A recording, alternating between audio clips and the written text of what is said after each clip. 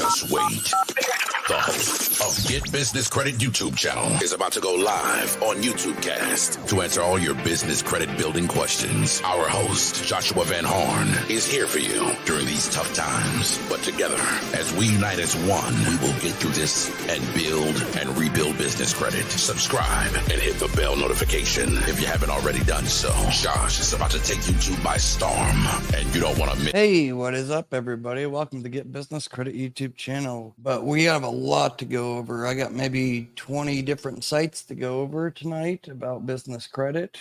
Basically, we're going to cover how to get approved for the Sam's Club No PG Business MasterCard, what you need to do, why a lot of you guys are getting denied, that you guys try to go after that prematurely.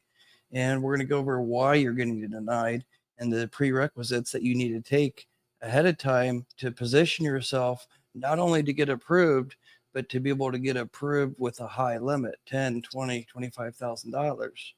It is the only no PG, no personal guarantee revolving MasterCard really in existence. There's other cards, certain fintech ones that are out there, but this is really the only true no PG revolving MasterCard in existence. So we're going to go over that, and then that's underwritten through Synchrony. And with Synchrony, one of the things you need to do is position yourself with the interbanking relationship. It's not about 100% about just your business credit. They do look at the business credit. That's a primary factor. But what helps is having the interbanking relationship, like getting the ConocoPhillips revolving business gas card. That's no PG out there as well. But then like Floor & Decor used to be underwritten through Community. Now they transitioned to Synchrony as well. But just recently is when they opened up applications where you can actually apply on Floor & Decor's website to get that. Before that, you had to actually go in the store and get it to do the application. And the same way with the Sam's Club Business MasterCard, you have to do that in store. But I'm going to show you how you can bypass that and do it online. But it does help going into the store, especially with all the fraud going on. It does definitely help approval odds. But not just that, but we're going to cover as well as like the Lowe's, Net 55, and the JC Penney's, also underwritten through Synchrony Bank. I'm going to break down what you need to do to get approved for all these and increase your chances for approval for the Sam's Club PG Business MasterCard, but to get a high limit, because a lot of people, they apply for it prematurely, and then what happens is they get either issued the store card, not the MasterCard, just a store card, and it's like $3,500 to $5,000 limit. Or maybe they get approved for the Sam's Club MasterCard, but then it's a low limit, like $3,500 also to $5,000. And then they try to get a limit increase, and it's hard to get a limit increase when you initially get approved with a small limit like that. But if you get, say, initial MasterCard Sam's Club limit of, say, $10,000, $11,000, it's a lot easier to get the limit increase after, say, 30 to 60 days to, say, 15 or 20,000. So $5,000 to $10,000 increase. It's a lot easier to achieve that rather than you having a low starting limit. We're going to be covering about Synchrony and those different accounts. We're going to be going over as well about some prerequisites that you should already have in place to get business credit and to get funding. Yeah, exactly. Madden said, get your foot in the door. Yeah, exactly. And then we're going to go over the Experian Business Credit Report, what you should be focusing on. If you have NAV's fine, there's a place for it, but you should really be focusing the most on Experian.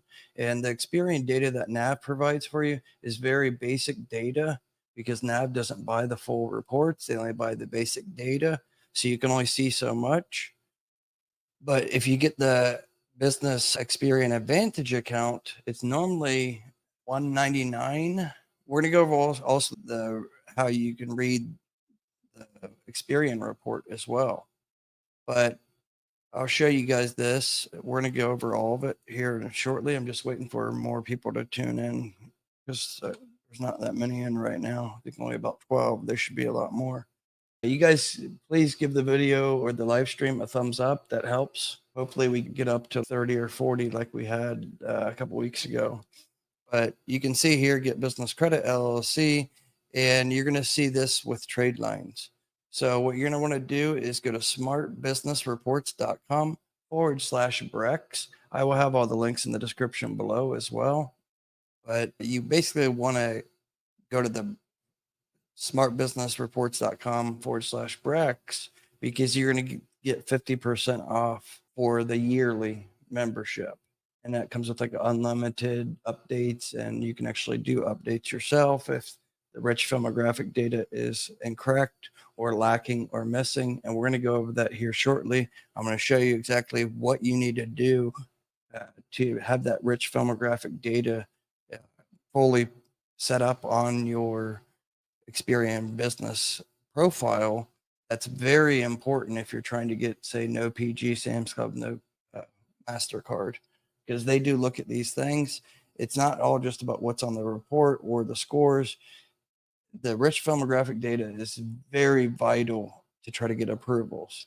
If you have just the raw data, that's say your business name, your business address, registered agent, and say just your zip code, and that's it. That's what's provided by the Secretary of State, the public data, that LexisNexis is constantly daily collecting that data from all the different states.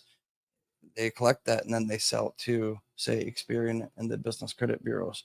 And then when they take that, they implement it into the file to make your BIN number, your business identification number. And then that's all it's there. If you go and try to apply for things after that, you're going to get a higher chance of getting denied. So it's really important to go ahead and spend the extra money and get the yearly Experian Business Credit Advantage account. You'll see when you do the search I just did, anybody can search their business name. And when you do that, you're going to see one of two things happen. Either like this, where you're going to see it's not going to have the yellow with trade lines. And that's if it's brand new and there's no trade lines reporting. But you're going to see if you have trade lines, it's going to show, even if you just have NAV or whatever, it will show with trade lines. Then you're going to hit proceed. And you're going to see here, if you just go to smartbusinessreports.com and do it, it's the same thing, but it's going to show $199 for the normal. You don't do the Profile Plus report. It's a one-time report. It's a waste. You spend another $50 and you're going to get a year. And plus the $49.95 doesn't give you actually the Small Business Financial Exchange risk rating, and it doesn't give you the real-time alerts. You basically want to buy this. That's first and foremost that I say for everybody. Okay. This would be one of the very first things that you should do when you're trying to build up business credit. I'm going to give all that out tonight. I'm going to give you guys all what I would do and what I teach my students, my one-on-one business credit mentorship students, what I tell them to do for the first, say, couple weeks to build that foundation. I'm going to give it to you guys for free. And we're going to get your pen and papers out, okay, to jot things down because that's important. I will probably have this live stream replay, but we're definitely going to be covering a lot more than I've probably ever covered on a live stream, the foundation and what you need to do. If you're just starting off, doesn't matter if you're new or your established business, but if you're really trying to get your business credit built up and get just like I have here, I had the Centurion Black invite only card. Some of it's PG and some of it's no PG, but you can see here, that's a lot of cards. Now, would I suggest all you guys to get those? No, I was the guinea pig. I won't suggest anybody to go after as much as I went after, okay? But I've been the guinea pig and I know how to get approved, even if you're a new business like I did. I started a brand new LLC just for the purpose of the channel to teach it. And I went through all the process. If you look back to the live streams like 5 years ago, you're going to see all the process, how I went about getting everything. Stay away from some of these starter vendors that charge a fee for a membership. Stay away from those. A lot of those don't report. Business credit is not federally regulated.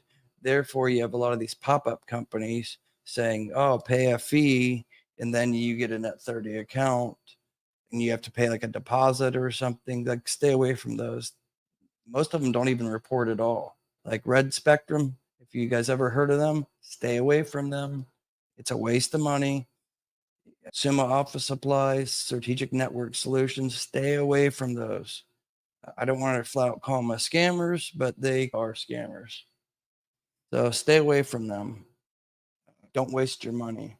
Things are a lot easier now, I think, with business credit than it was, say, in 2021. Yes, there was a lot of no PG credit lines that you could get, say, in 2021, and there's less now. However, a lot of people didn't understand how to build up business credit properly, and they wasted thousands of dollars getting all these different net 30s and these different accounts. And a lot of those didn't even report. They're very misleading too. So don't waste the money. Like, you don't have to do that. You could just, if you're on a budget, you could start off with just a couple $100. I'd say get NAV, Fair Figure, and eCredible. That will cost you maybe $90 total. Get that starting off. That's going to get you 3 trade lines across all the bureaus. Potentially could get you 6 to 10 if you strategically get the, say, the Fair Figure Capital card and the NAV Prime card. And then on eCredible, if you attach, say, your business cell phone, or even if it's a personal cell phone, you can attach those if you attest that it's used also in part for your business. And eCredible, the sky's the limit. You could get your utility bills, your trash, your electric. You could get all that reported, your gas. All of that can be actually reported to CreditSafe and Equifax. And I guess I want to really stress out to you guys, for those that haven't heard me talk about this before, that you really want to focus the most, depending on what your goals are. Everybody has different goals for their business credit journey and their goals for their overall business plans. But what I'll say is, don't blindly go after trade lines. It's a waste. There's no point to go out and try to get, say, like other YouTubers will say, oh, get as many trade lines as you can, get that Paydex score. Who cares about scores? Like, scores didn't get me 2.5 million in business credit. Scores don't matter. Scores are only a metric to sell reports, and that's it. It's what's on the report is the most important. Like, I get approved. My biggest approvals were when my scores were actually low. Okay. It's what's on the report is what's important. Okay. And then don't get hung up on Dun & Bradstreet and Paydex scores. Dun & Bradstreet is not even used very much by any underwriters, especially since all the self-reporting, all that fraud that happened during COVID. It's really not. A lot of the underwriters, Synchrony no longer even uses Dun & Bradstreet for their financial decision making or approval. You guys get also any questions you guys have, put it in the comment section. I'm going to bounce between what I'm talking about and go over to the comments. So if you guys have any questions, then just put it in the comment section. Sorry, I have like sinuses or something. My nose keeps on dripping a bit. But anyways, strategically go after the credit lines and building up business credit. There's no point to have 10 trade lines that you're only going to use 1 or 2. That actually looks bad on you when you're trying to build up business credit to other underwriters. And that actually does not help your scores at all. I don't want to say scores, but it doesn't really help your. See, scores with business credit can be easily manipulated with any bureau. And what I mean by that is, like Dun & Bradstreet, you only need 3 trade lines and you're going to get an 80 Paydex score. Who cares about that? That's not what. If it was that easy, then everybody would be doing it and they would get approvals left and right. But what I hear the most is, Josh, I have the 80 Paydex score, I have a 80 or 90 Experian Intel score, and I can't get approved for anything. That's because scores don't really matter in reality. They really don't. Of course, they matter if you have a bunch of negative accounts and you have super high maxed out trade lines, then that does matter. It's a signal, but it's not something that should be overly focused on, because if you focus on the scores, you're not going to get approvals. Focus on what I'm saying. When it comes down to your when you're trying to build up your business credit, get the trade lines that you can actually use, like Sunbelt Rentals, for instance. That trade line's always being pushed on by other YouTubers, and Sunbelt Rentals usually gives 30, 40,000. But for one, they don't report just because you get it. They will report, but they're only going to report to Dun & Bradstreet after you use it consistently for 3 months. But who needs to get a backhoe or a crane? Probably not many of you, unless you're in major construction. Stay away from trade lines that you have no purpose or no use for, okay? I'd much rather have 3 or 4 trade lines that I'm consistently using every month, or especially 3 months straight. That's important when you're building up business credit, to use the trade lines consistently for 3 months straight. And what I mean by that is I'll show you on the sample report here for Experian. You see how it says right here that this is your payment trend summary, right? So then you're going to see here, this is breaking down your continuous payment trends. And you can see how if you're not going to see a lot of these boxes here if you only have 1 or 2 trade lines and they're only being used once. Like you get a U line and you only use it once. You're not going to see all these different boxes. So what you need to do is get the trade lines that you're consistently able to use. So don't get trade lines that you have no use for. But back to what I was saying, it's important also to strategically go after trade lines that is going to help your overall goal for your business credit. So if you're trying to get, say, no PG business auto loan or a fleet of vehicles for Toro or whatever the case may be, then don't focus on building up trade lines that only report to Dun & Bradstreet. See, a lot of people think that when you get a trade line, let's just say Alpha Supplies, people think that these trade lines will report to all the bureaus. They don't.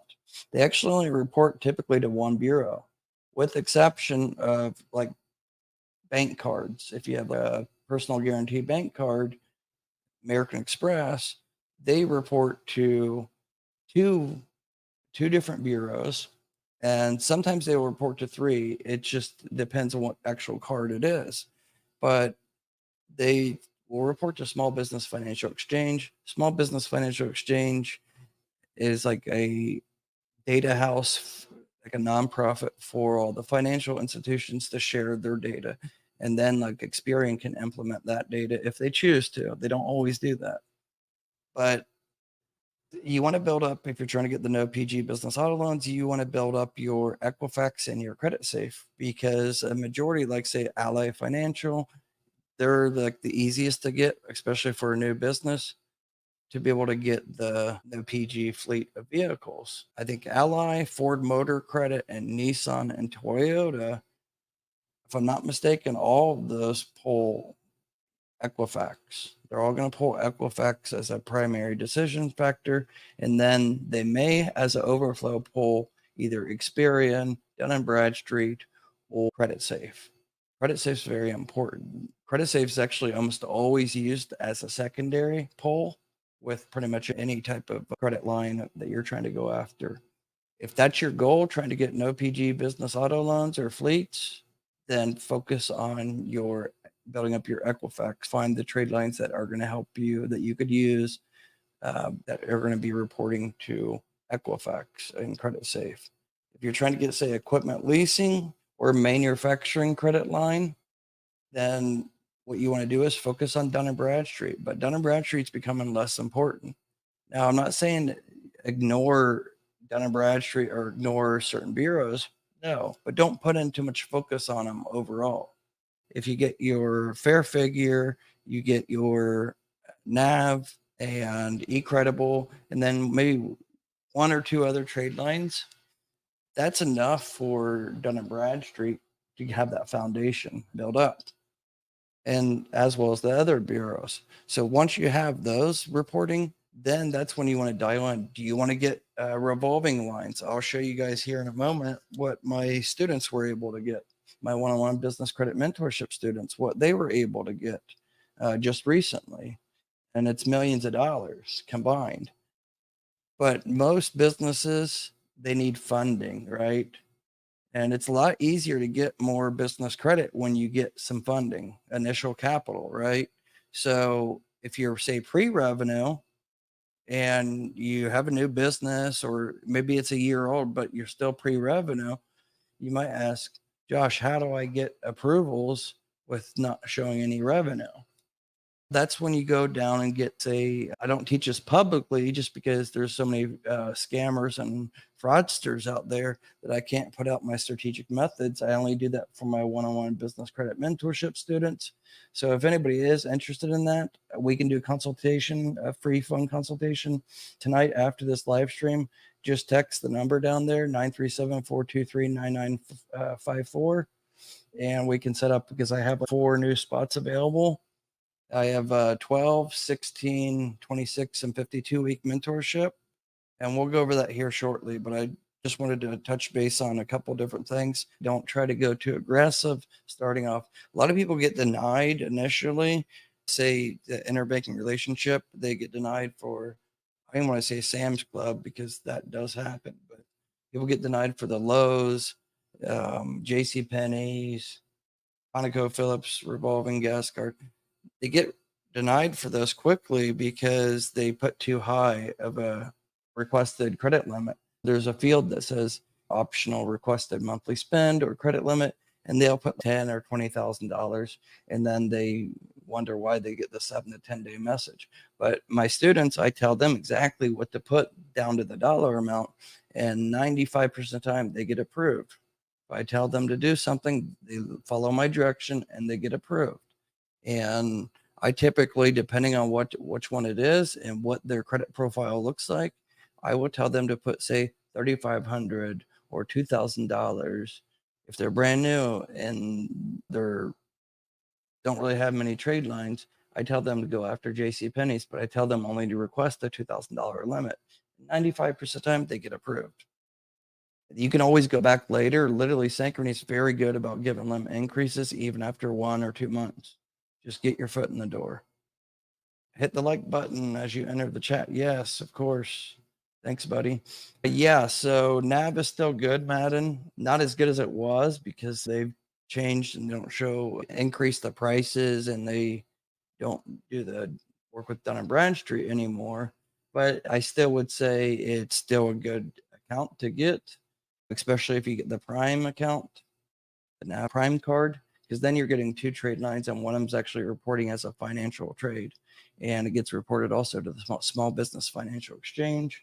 That's a good mix accounts because NAV is going to be reported as a business service. I'll show you that here in a minute in the sample report.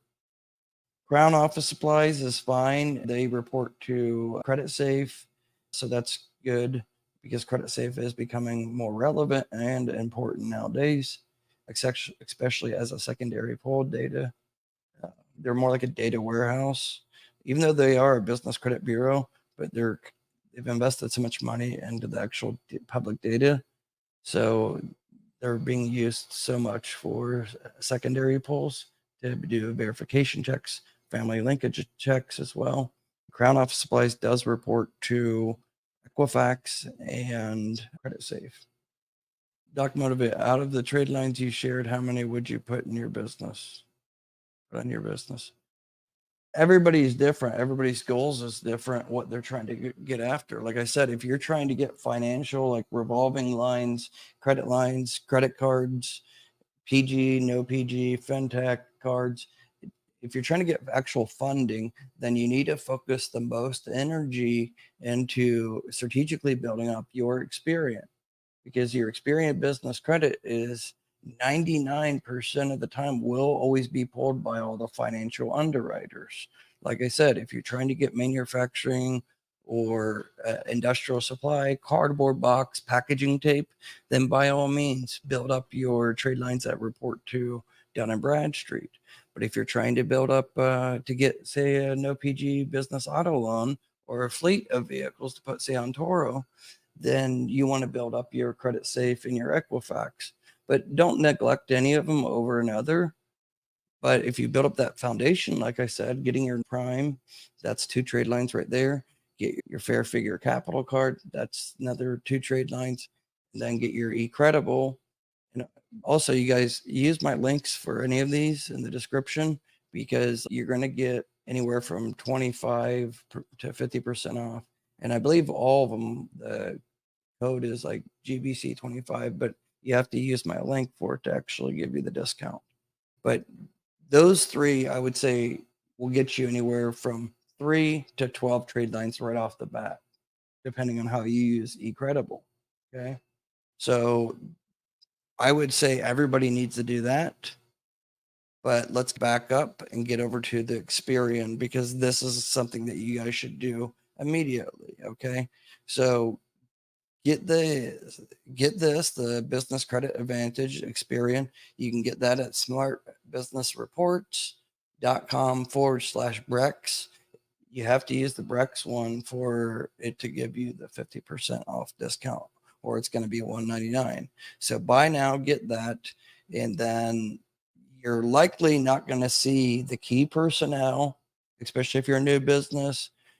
You're not going to see the key personnel. You're not going to see the phone number. You're not going to see a website address, email address. You're not going to see the family linkage.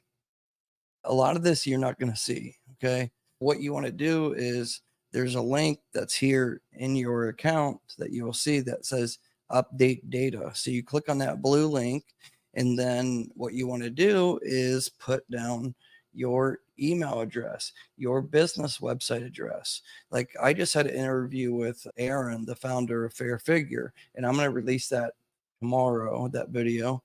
But like he broke down, he's an underwriter and he's been in this game for many years as well.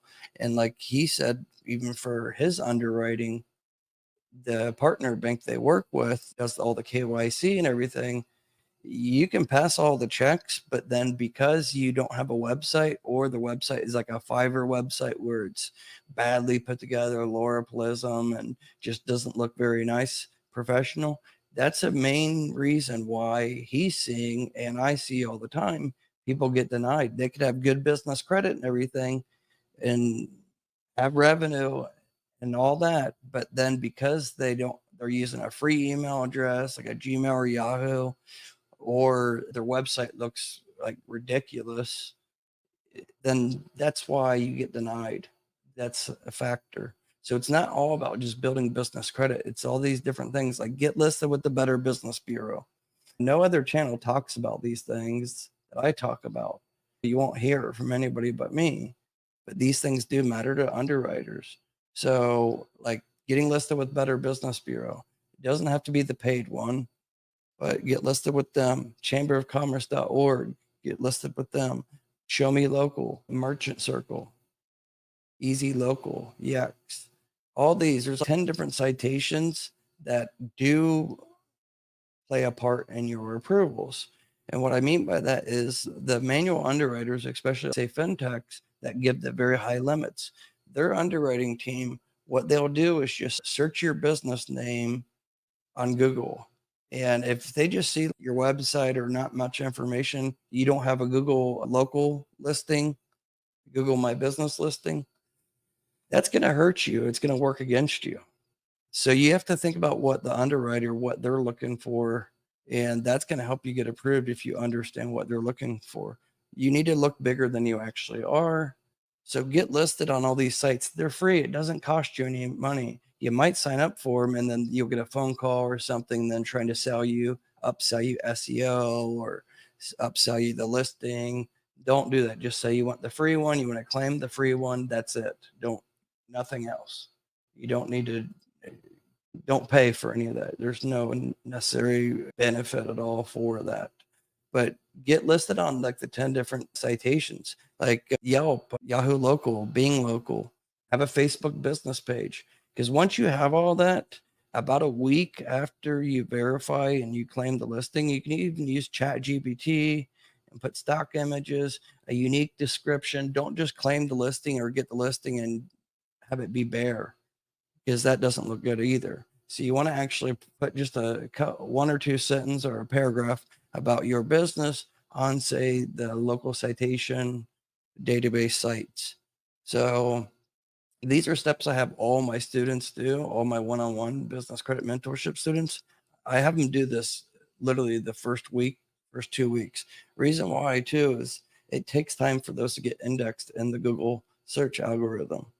So you don't want to go apply for certain business credit lines or credit accounts prematurely if you're not listed on these databases. These databases are being used not so much by individuals. I don't know that many people that I even go on Yelp anymore.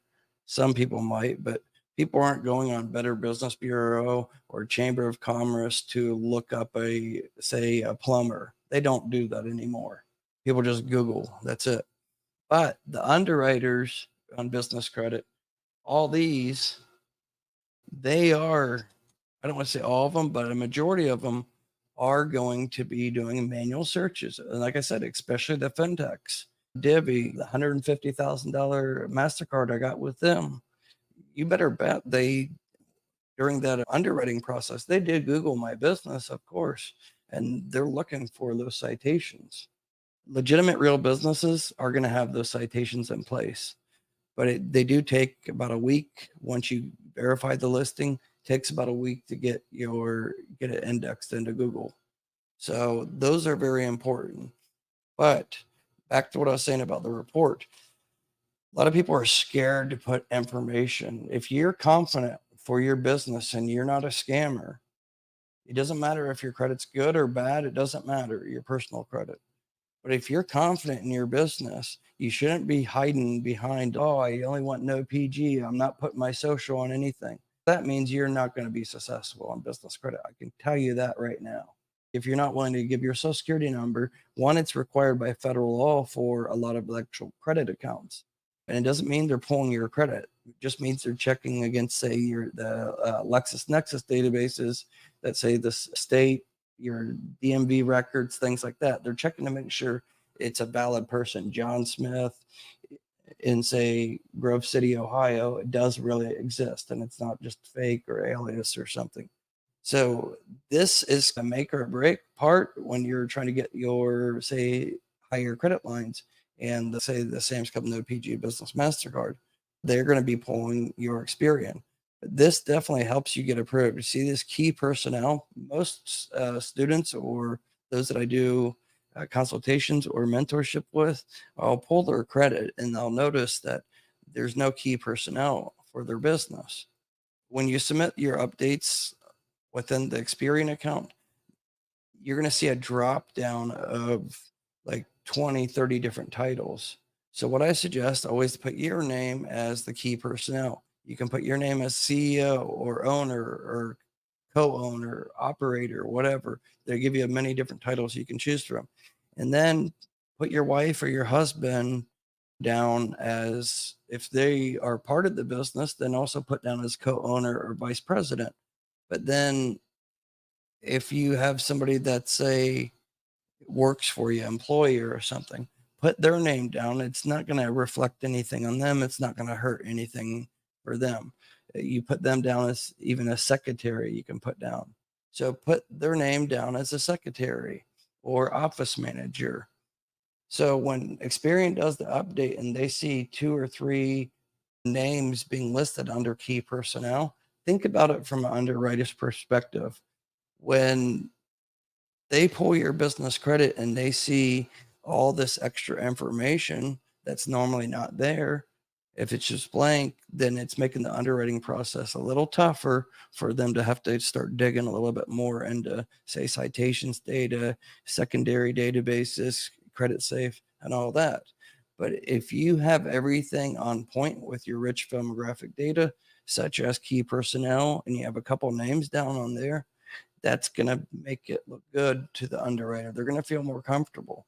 And then your SIC code and your NAC code, make sure that's not high risk. Even if you're in, say, real estate, that's high risk, or you're in trucking, that's high risk. So there's thousands of codes you can actually pick. So don't be broad of just putting real estate or holdings company. Stay away from those codes. You could actually use more any codes. Those are very narrow codes, meaning that within real estate, you could be having, say, there's subcodes, say property management is lower risk than it would be, say, just a broad code such as just real estate. Okay. So there's different codes within the same niche. That it's not like you're lying. You could just pick one of these lower risk codes to offset the industrial risk rating. Okay. And I cover all this with all my one-on-one business credit mentorships. I'll go over that here in a moment. But if anybody's interested to do a consultation, even tonight after the live stream, just text the number below 937-423-9954, and we can go over all this. But what I do with all my students is I do a full audit on their business credit reports, and I look for any of these things, and we get them updated and fixed properly. Then your fundability rating is going to go up. Like I said, you want to look bigger than you are. Under sales, you don't want to put anything there. You don't want to submit anything to them. It's really none of Experian's business or anybody's business for that matter. But I would say if you're doing millions per year, or not even millions, even if you're doing, say, over 500,000 a year, then I would input that data to Experian. But you do need to show P&L statements to be able to show that, because they don't just put and take your name for or your. Now, one thing I want to talk about too is time in business. A lot of people that contact me, they say, "Oh, I have bad personal credit," or "I'm brand new, I'm pre-revenue.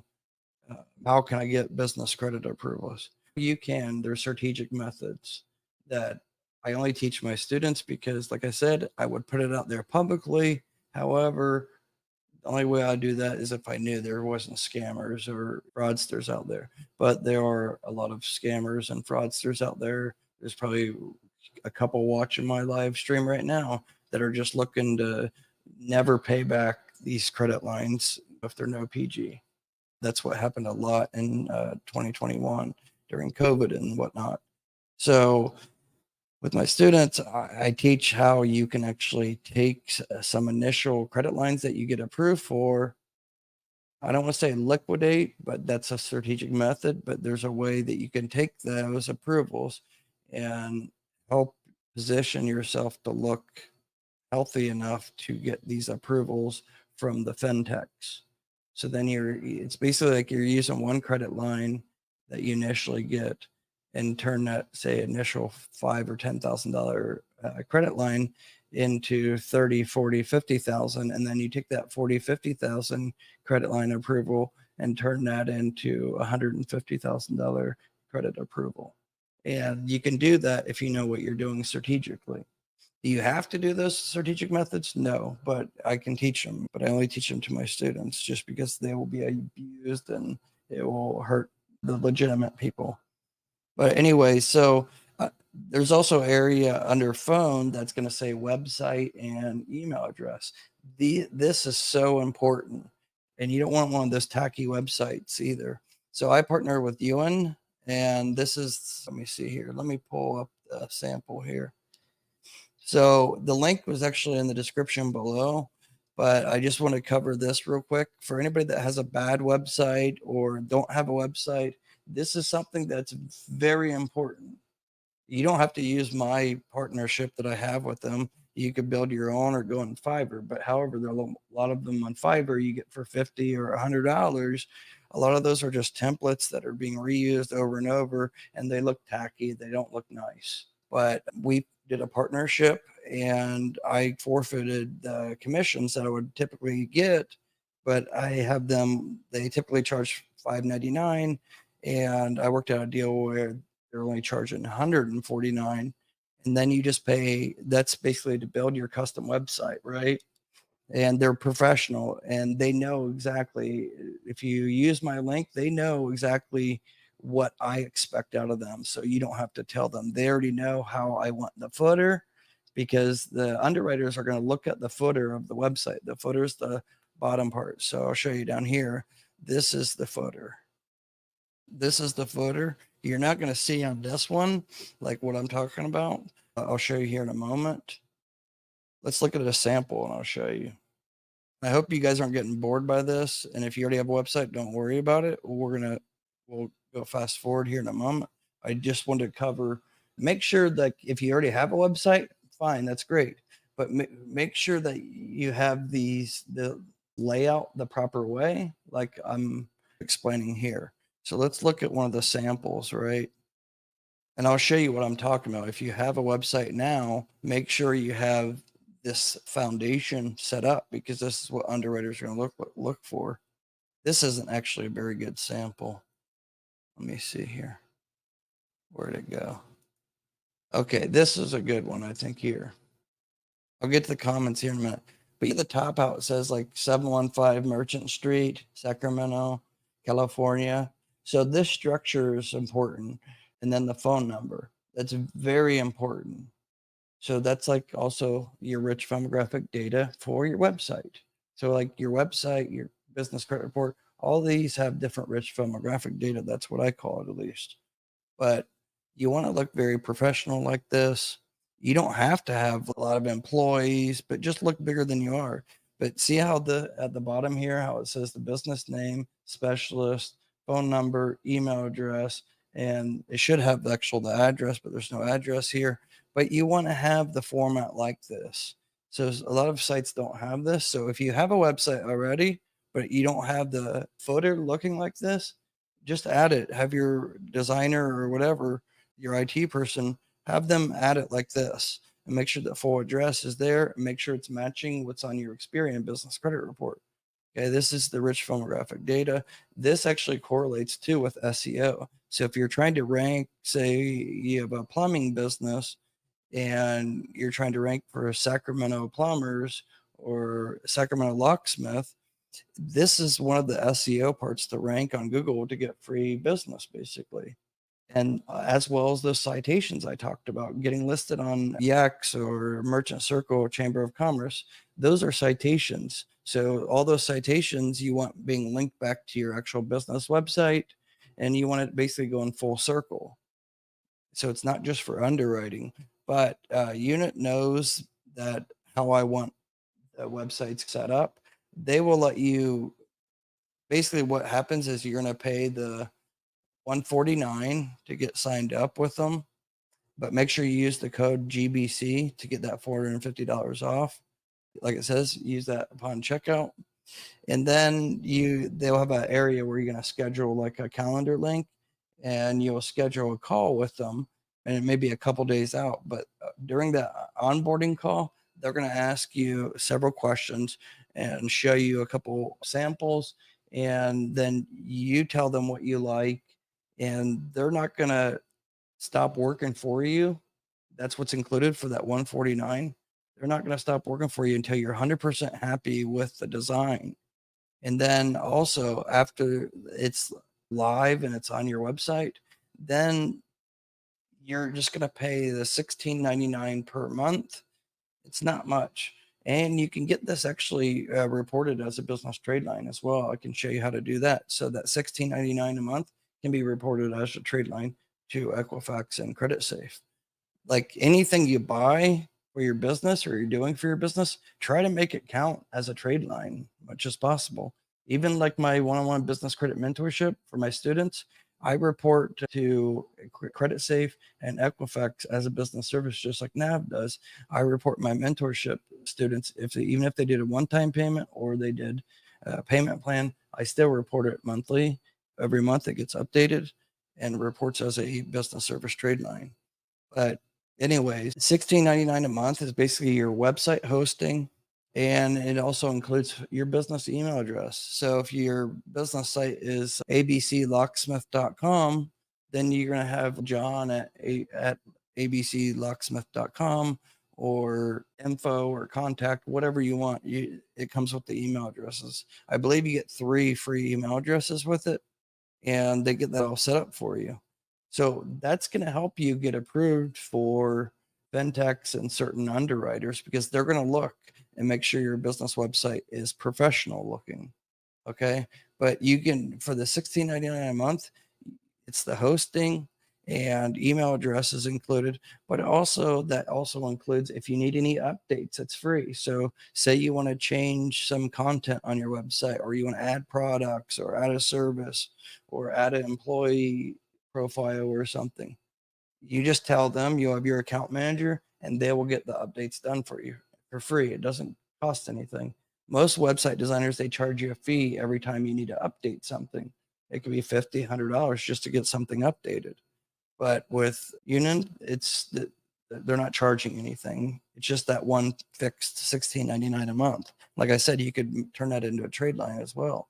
The link will be in the description for that. Make sure you use my link because that's the only way you're going to get the basically, what is that, 75, 80% off or so. And because I forfeited, they typically would give me a couple $100 in commission for anybody that signs up using my link.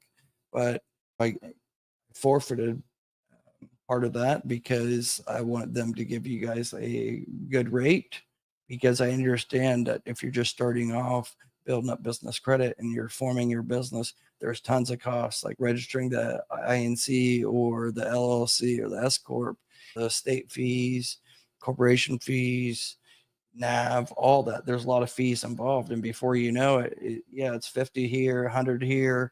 But before you know it, you already spent $1,000. And if you start listening to some of these other fake business credit gurus on YouTube, if you go down that rabbit hole, you could spend thousands of dollars in a matter of 30 days. And it's not going to help you build business credit. So I cut right through the BS where you don't have to waste your money and waste time, because time is money. So avoid all that as much as possible and cut right to the chase. It doesn't matter if you're one of my one-on-one business credit mentorship students or not, but that's why I'm doing the live here, so you can avoid wasting money. Stay away from Red Spectrum, stay away from Sima Office Supplies, Strategic Network Solutions. There's a couple others out there. In fact, a lot of the starter vendors are not even worth it anymore. A lot of them don't even report at all to anybody. And because business credit is not federally regulated, there's a lot of like scamming or fraudulent trade lines going on. Very misleading, especially if they don't say who they report to and they just say, oh, we report to business credit bureaus. And especially like if the whole website is dedicated, like Net 30 at the top, it's really pushing about a trade line, Net 30. That's a red flag too. Stay away from companies like that. There's a couple that are okay, say Crown Office Supplies, but you really don't even need a lot of those starter vendors. Not nowadays. It's a waste of money. You don't need to do that. So stop trying to chase credit scores. Stop trying to get a paydex score, 80 paydex score. The scores don't mean anything anyways, and they're not going to help you. What's the point of having good credit scores, good business credit scores, if you can't even get approvals? I'll tell you guys, most of these cards I got when I had low or fair business credit scores. So the scores aren't that important, in my opinion. And you won't hear other YouTubers talk about this. I don't really consider myself a YouTuber. That's just the reality of things. There's things that are very misleading. So we'll go back to the experience sample report. But one thing I wanted to touch on is the SBA is rolling out a new program, and this is game changing. It's likely going to hit sometime in December. And I have somebody from the SBA coming on next month. We're going to talk about the program, but it's unlike any other program that the SBA offers. So they're rolling out a working capital loan, and it's going to be actually underwritten directly through the SBA, not like normal SBA loans are actually not underwritten directly by the SBA. They're just government-backed business loans, and those loans are hard to get, even though they're supposed to be small business friendly. But there's a lot of things involved, and you have to go to a traditional bank that offers SBA lending. And to get those loans, they're very hard. You need to be in business for 2 years and have all your ducks in orders, documents, and it's not a quick process by any means. So, but the SBA is rolling out up to where you can get credit lines up to $5 million.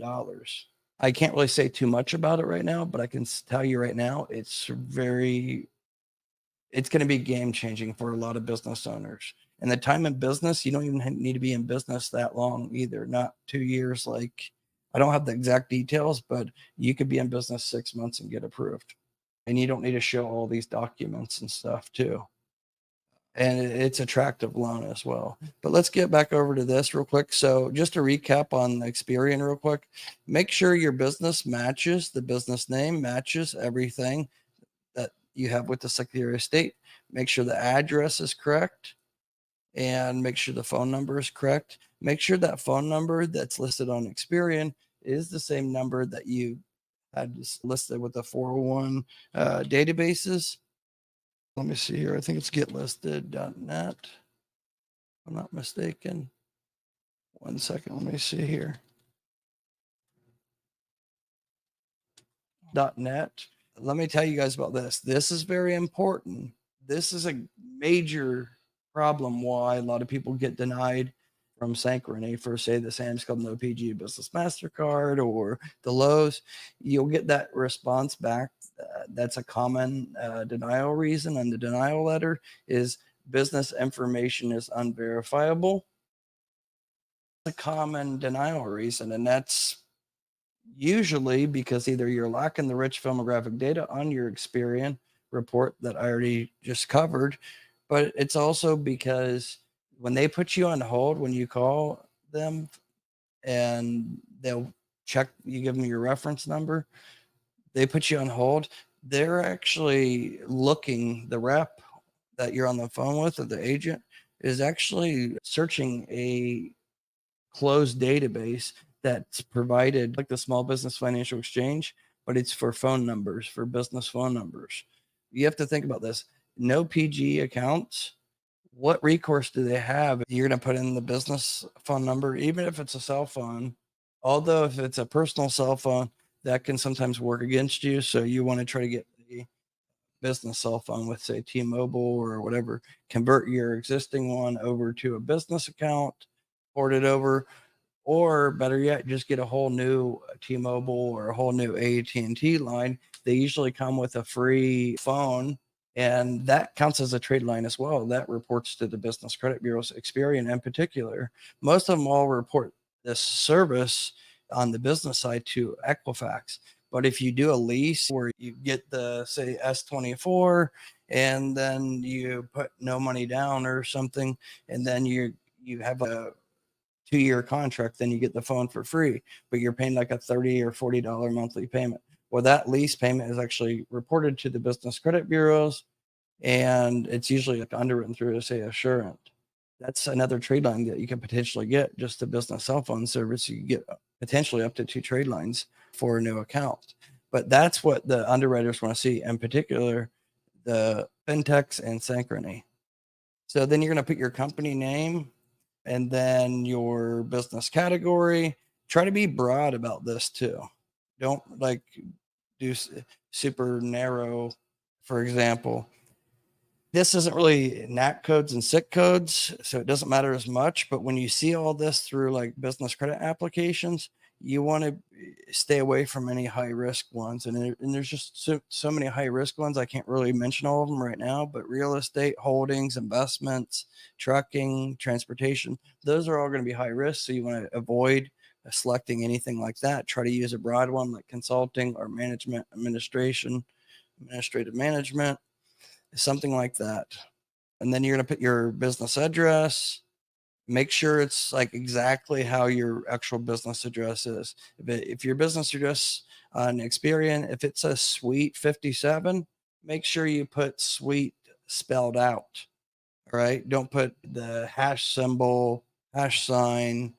Don't do that. Whatever it is, format data, make it match 100%. And then you're going to put your city, state, zip, all that, and then your email address. This isn't provided to the national databases. Only the phone number and the business name and address is, but the email address is not. But you can't be using a like forwarding number that just goes to a voicemail. That's not going to work. You need to make sure it's something when you hit add listing, you need to make sure you can get access to that number right away, because they're going to call you, and it's just like a operator or whatever, automated. They're going to call you with a code, and then you need to put in the code to confirm. And then usually within 3 to 5 days, you'll get an email from List Yourself saying that either they were successful or unsuccessful with getting you listed with the 401 director assistance databases. So that's very important. You can do that at listyourself.net. Now, after you do this, you might get some calls because they're doing this for free for you. It doesn't cost anything. However, they are going to try to upsell you on the phone SEO services. Just decline and say no thank you. And no matter what they say, they could say, oh, they work for Google or part of Google or on behalf of Google. Just avoid it altogether. Okay. Just like all the listings I talk about, just get the basic and that's it. You don't need to spend any money. Okay. Let's see here. Sorry, you guys are rambling a bit too much. But yeah, so you want to make sure that your business, you submit the update and have your business address, your business phone number, and your business email address and business website and key personnel put in on your Experian report profile, because that's rich filmographic data. That counts for approvals. That's how I got a so-called tier 3 or tier 2 revolving business gas card underwritten through Synchrony. I had no trade lines besides NAV at that time, and I got approved. And others would say, oh, that's hard to get. You need to have 20 trade lines or 10 trade lines before you can get that. Well, I proved that whole tier system, 95% of the whole tier 1, tier 2, tier 3, it's a myth. It's BS. Okay. A lot of the people on YouTube, they just copy my content. You can see when I release, say, A to B, I was the first to release them. Roadflex, Corpay, ClearCard, so many of them. And then every other YouTuber copies my content, and they still do to this day. Even this live stream will probably be copied and put into a spreadsheet or something for some other channel's content, just taking my information, data points. But anyway, so down here is where the scores with Experian. This is your Intel score. And like I said, don't get hung up on the scores too much, because even the key score factors can be confusing and misleading at times. Like you could have everything perfect and it will still say things like commercial accounts that are not current. And so there's nothing negative. So why are you saying they're not current? You know? So don't get hung up on that unless there's something negative, of course. And then this is your financial stability risk rating. This is more like your industry, your NAC codes, your industry standard codes, SIC codes. That's a factor when it comes to the financial stability risk rating. So if you're in, say, transportation and you're out of Florida, and Florida as a whole, out of all other transportation companies, have higher delinquent accounts or a higher percentage of late as a whole, not your business. Like you could be great time in business, 5 years, and always pay early of several trade lines, but you could still be getting hurt because the industry you're in. So even if you're in a high risk industry, you can leverage that a little bit strategically if you pick the right industry codes. And it's not lying. It's just you're going to pick a more narrow focused within that industry to balance out that risk rating. So you don't want to be like so 1 is the best with this Intel score. It goes from 0 to 100, 100 being the best. Like I said, don't get hung up on the scores. It's more of just a metric marker. But the financial stability risk rating, that goes from 1 to 5, and 1 being the best, being low risk, and 5 being the worst. Now, then the same thing goes for your small business financial exchange risk rating. This is more about commercial accounts that are traditional, such as American Express. If you have American Express cards, or say Chase, traditional cards are typically going to be the ones reporting on small business financial exchange. For the most part, those are all going to be mainly personal guarantee. Not always though, but a majority are. Some people may have this, some people may not. So even if you have the Experian Advantage account, you may not see this if you don't have any reporting with the Small Business Financial Exchange. You're just not going to see this whole box. So then you're going to see basically your lowest. It's all this is pretty self-explanatory. It will show UCC filings, leasing records, bankruptcy, judgments, liens, collections.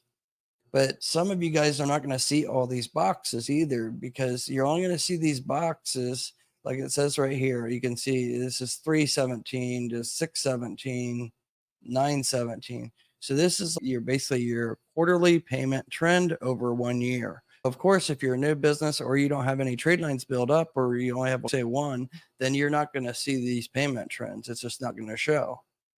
But then you're going to see your monthly payment trend. You're more likely to see this if you're new than your quarterly. So you might have this box where it's just empty, but underwriters like to see all this. They like to see all these boxes. That's why it gets me back to telling you guys, stay away from these nonsense trade lines. A lot of them, it's hard to get a lot of Experian trade lines. And that's the ones that they're the hardest to get, but they're also the ones that, like most of the data furnishers for Experian, are Fortune 500 companies or they're publicly traded companies. So that's also why Experian's data is such highly used by financial underwriters, because it's the most trusted and it's almost impossible to manipulate, if not impossible. I would say actually it's impossible to manipulate Experian. Now, it's easy to manipulate Dun & Bradstreet with their self-reporting. That's what got them in trouble a couple years ago. And then, of course, Equifax, there's a lot of trade lines you can get with Equifax. There's tons of them you can get. And so that's why it's easier to manipulate a bit, I should say. But it still comes down to you have to use these trade lines. But Dun & Bradstreet, I would say, is the easiest to manipulate. That's why they're just not trusted and used by most underwriters nowadays. It's more for manufacturing. Anyways, I'm sorry if I'm getting too detailed with you guys. I apologize. All this is just common sense to me. I don't do scripts or anything. That's why I'm all over the place. It just comes so natural. I've been doing business credit since 2004, 2003 or so. But if anybody is interested in my one-on-one business credit mentorship, just text me 937-423-9954 and just text that you're interested in after this live stream in the order that they come in. Then I'll schedule a consultation. And we can probably even get on a consultation tonight. So typically I get 15 to 20 people a day contact me for consultations. When I do live streams like this, I'll typically work later into the night. So Pacific Standard Time, basically until about 3 a.m. Eastern Standard Time, 12 a.m. Pacific Standard Time. So just text, and I don't accept everybody. I would say I only accept about 5 to 10% of the people that contact me. We do a consultation. Out of say 10 people, I only accept maybe one at the most, maybe out of 10 different consultations. That's just because I'm very picky on who I accept. The goals have to be aligned and expectations have to be aligned as well. I've had over 400 students and I've never had a negative review. That should count for something. And the main reason for that is I'm very picky on who I accept. I am the only channel on YouTube publicly endorsed by Experian Business Credit. That's not why I'm pushing them so much. It's just Experian is the bureau that you want to focus the most on if you're trying to get financial credit lines, revolving lines, draw lines, credit cards, no PG or PG, flex lines, fintech lines, all that. And if you know how to strategically use all these different credit lines, you could literally turn $10,000 business credit approval into $1 million business credit combined approvals if you know how to strategically use them. Especially, say, even if you're pre-revenue, your business isn't earning much or earning very little, you can still do this. It's just a strategic method. And I only teach that to my students because there's a lot of scammers, and I don't want the scammers to take advantage of the loopholes that I've learned over the years. But anyways, go down to here. This is your trade payment information. This is what I said, what's important too about getting trade lines that is consistent that you're going to actually use. There's no point to get 20 trade lines. It'd be hard to get that with Experian, but let's just say you got 10 different Experian trade lines on reporting to Experian. I actually have a couple students right now. I have 54 or 55 currently enrolled students now. And I have 5 different students that they don't really listen to me 100%. My tasks and everything I tell my students to do is optional, but some of them are just, they're set in their ways. So like they have 10 trade lines on, say, Experian, but they have them all at 0. And even though they've used them, say Uline, they use it, but then they pay it so early. So when Experian does their updates, with their Data Furnishers monthly, it's still showing zero. So you actually, with business credit, you want to show balances. So if you pay too early, the accounts are never going to be submitted. It's going to be accounted like as a prepaid account, and it's not going to help your business credit at all. So it's very important to make sure that you time things properly. It doesn't matter if it's a Uline or it's a credit card or what, a net 30 or varied terms or leasing. Make sure that you time things properly. So if it's, let's just say it's, you have an invoice and that payment's due on the first of the month, right? So I wouldn't pay it 2 weeks early. Like, people think you want to pay early, it makes you look good and all that. Why pay early and it's not going to have any beneficial for you, even with the underwriter? Like, I say pay early, but not too. Don't pay 2 weeks early. A lot of my students before, that what they would do is they would get these invoices, and they get the invoice right when they get, say, product or something, or whatever they ordered, and then they pay it right away. Like, as soon as they get the invoice, they still have 25 days until the invoice is due. They pay it. Like I said, you're just going to go to smartbusinessreports.com/Brex. That's going to get you the 50% off. So it's only $99 annually. Divide that. What is that? Like less than a month? You really can't beat it. Is it going to get you a trade line? No, but it's going to help you understand business credit and make sure everything's matching. And Experian is the one that every business should focus the most on, building up your Experian business credit. Because if you're trying to get credit lines and credit cards, and doesn't matter if it's PG or no PG, you really want to focus the most on your Experian. That's even who the SBA, that's who the government even uses. In fact, like what I told you about the SBA going to be rolling out new credit lines up to 5 million. That's a working capital. They will definitely be pulling your Experian. So you want to make sure that your Experian business credit is good. If you want to get the Sam's Club No PG Business MasterCard, make sure that your Experian is healthy. So that's the best free advice I can give you, is get Nav Prime, potentially the Nav card too. It's $49, I think, a month. And then get the eCredible. I think that's $20 a month. With my code, you're going to get 25% off. So I think it's only $14.50 per month. And then I think you get $10 off with the GBC 25 for Fair Figure Premium account. You get all three of those. That's going to get you anywhere from 3 to 12 potential trade lines reporting. That's a good start for anybody that hasn't done anything yet or don't know where to go. It doesn't matter if you're new or existing. That's what I would do right away. If you're not going to join my mentorship, that's what I would do. Just do that, because that's going to set you up for success and put you on the right track. That's not going to be where you don't need to go after these trade lines that are just nonsense, like these starter vendors where you got to pay $99 membership fee or pay 25% down or whatever. Stay away from those. You don't need to do those nowadays. A lot of them, like I said, don't even report. So just forget about those. Get this foundation trade lines reporting as business services, and then you're going to have a good chance to get the Speedway Superfleet MasterCard or Roadflex, Universal Premium, and a lot of these are all no PG. The BP card, BP MasterCard. I have so many of them myself. As you guys know, I have. For those that just came in here, you guys can smash the thumbs up button. I appreciate it. I'll go to the comments section here in a moment. But for those that didn't see, it's not necessarily me bragging. These are all my cards, and I got like at least probably 120 of them.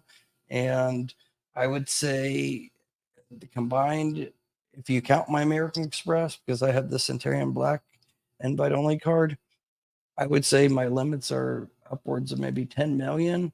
But because there's a lot of no preset spending limits with all the American Express cards, and I have 12 American Express cards, business and personal.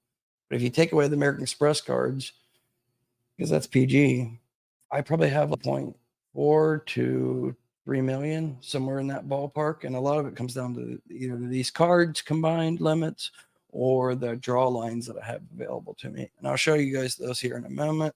There's good draw lines that you can get available to you. They're not huge limits, but anywhere from like 20 to 50,000, and you can just pull what you want. So if you only need 5,000, say you got approved for 50,000, but you only need like for a project or inventory or something, you only need say 10,000. So you just pull 10,000, it'll be in your bank the next day. And then you're only paying over 6 to 12 months. You're paying that amount back divided over 6 to 12 months plus the financing fees, and those will be anywhere from 12 to 18%. However, you can pull another 10,000 or 5,000 a week later, and it's going to be a different payment for that one. So it just depends on what you want. And those actually get reported Small Business Financial Exchange as well, and Experian. A couple more things we're going to cover on this live is I'm going to show you how you can get some funding through a fairly new underwriter, and it's a direct underwriter. So it's not like you're going through a broker or anything. We have a lot of success, especially a lot of my students are getting a lot of approvals. However, this underwriter does not give super high limits. Their average is 20 to 30,000 limit, and they have two different ones. They have merchant cash events where it's basically they give you 30,000, then you're going to pay that back on either weekly or biweekly terms. They will draw from your bank account. It's more of a shorter term loan.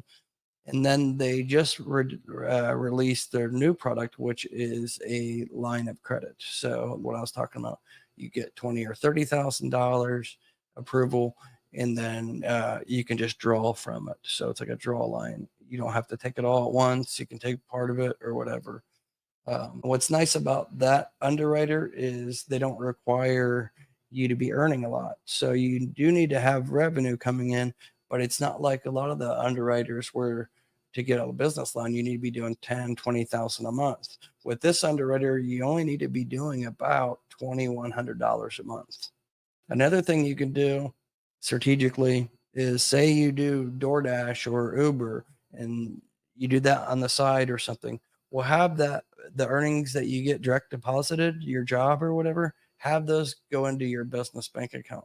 Yeah, you want to keep things separate, but that's something you could do to help start to get some earnings coming in to show, because a lot of the fintechs are going to be looking transaction based. You just keep that in mind. And a lot of these strategic methods I teach with my students one-on-one. Like I said, if anybody's just coming in here and they don't know where to start, or they keep getting denials and they don't know why they're getting the denials, they already got trade lines or something, then reach out to me. I do a free consultation. Just text that number 937-423-9954. And we can even do a consultation tonight after this live. This live will probably be maybe 20 more minutes or so. Appreciate you guys' patience. But before I get into the underwriter that you could get potentially approved for 2 different programs, let me go over to the comment section. Then we'll get into the Sam's Club PG Business MasterCard, how to get approved for that, and build up that interbanking relationship, because they have 5 other trade lines you could potentially get. And I'll show you in order which ones you should go after. If you're a new business, don't go after the Sam's Club right away because you're going to get denied. Do it in this particular order that I'll show you here in a moment. Let me go through the comments and then I'll bounce over back to that. Okay. All right. Anna says, how many trade lines do you need? It depends. That's not an answer. That's not a question I can just blanket answer. It depends what you're trying to do and accomplish. But like I said, don't get trade lines just to get trade lines. That's pointless. Like, it actually looks bad for you with the underwriters if you have a whole bunch of trade lines reporting, like here in the sample report. If you have a lot of these trade lines, see how all these have usage? It says recent high credit. This is what you want to see. This is what underwriters want to see. They don't want to see like this one. And some of my students, it's like pulling teeth to get them to show usage because they want to keep things at 0 always.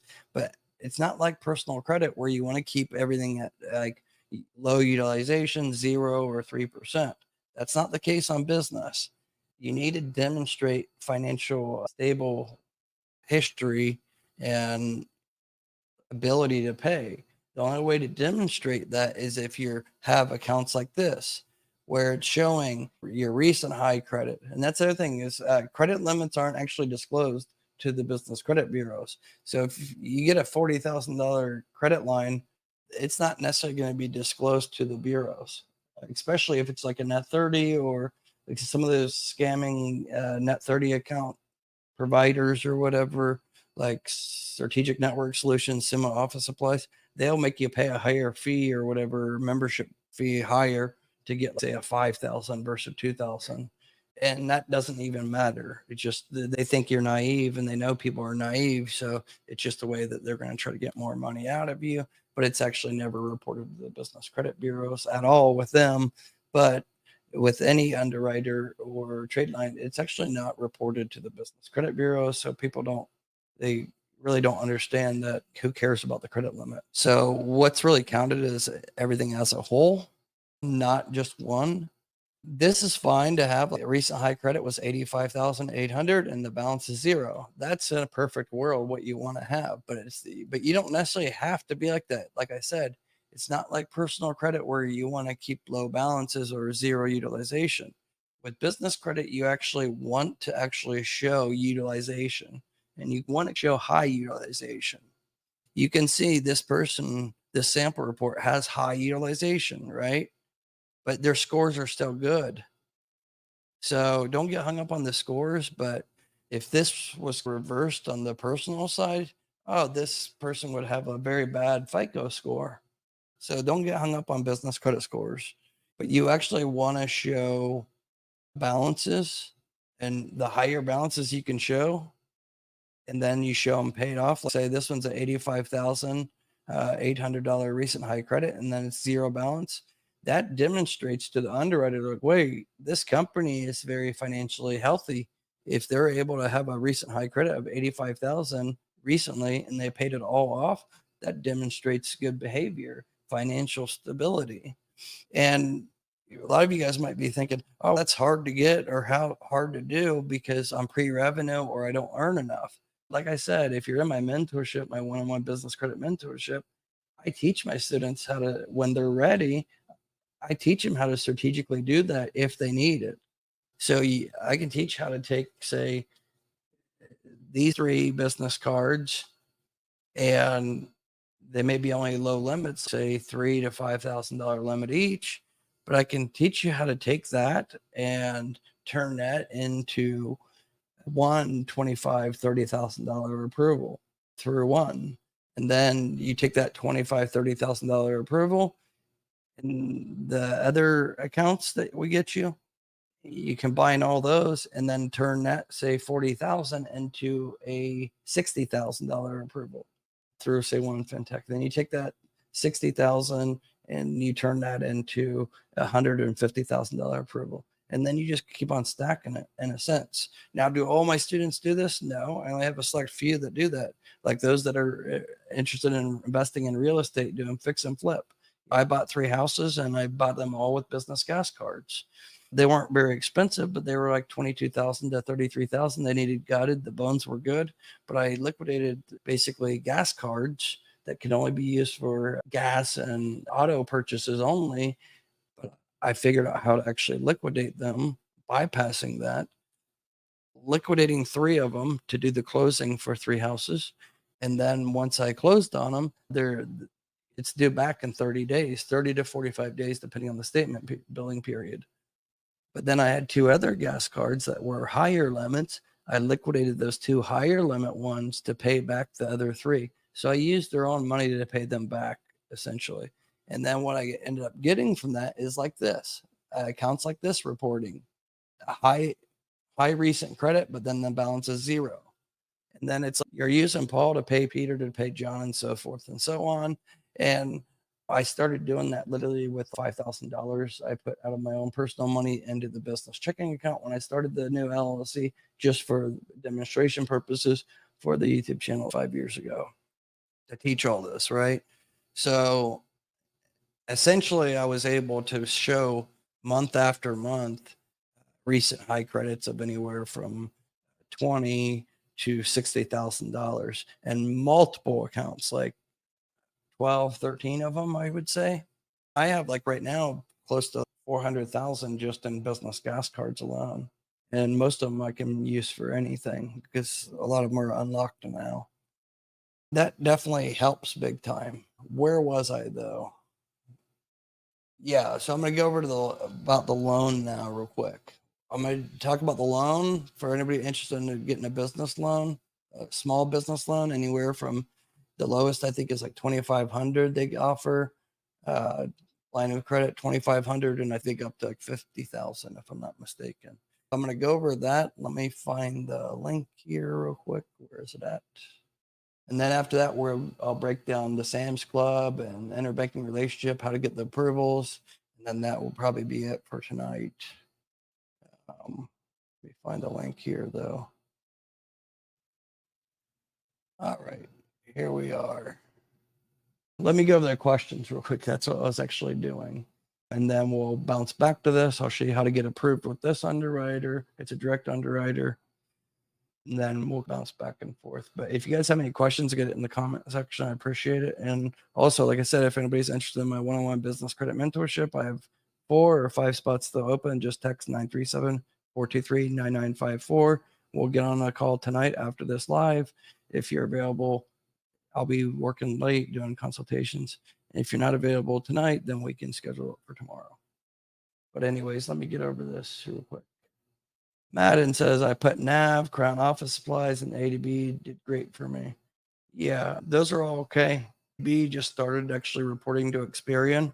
ADB's how you're going to see that on your Experian account. It's usually going to be like a 2-digit number and a letter. So it could be like B-44 or C27 or something. It's not going to show like 4 digits. It's going to have just a letter and 2 numbers.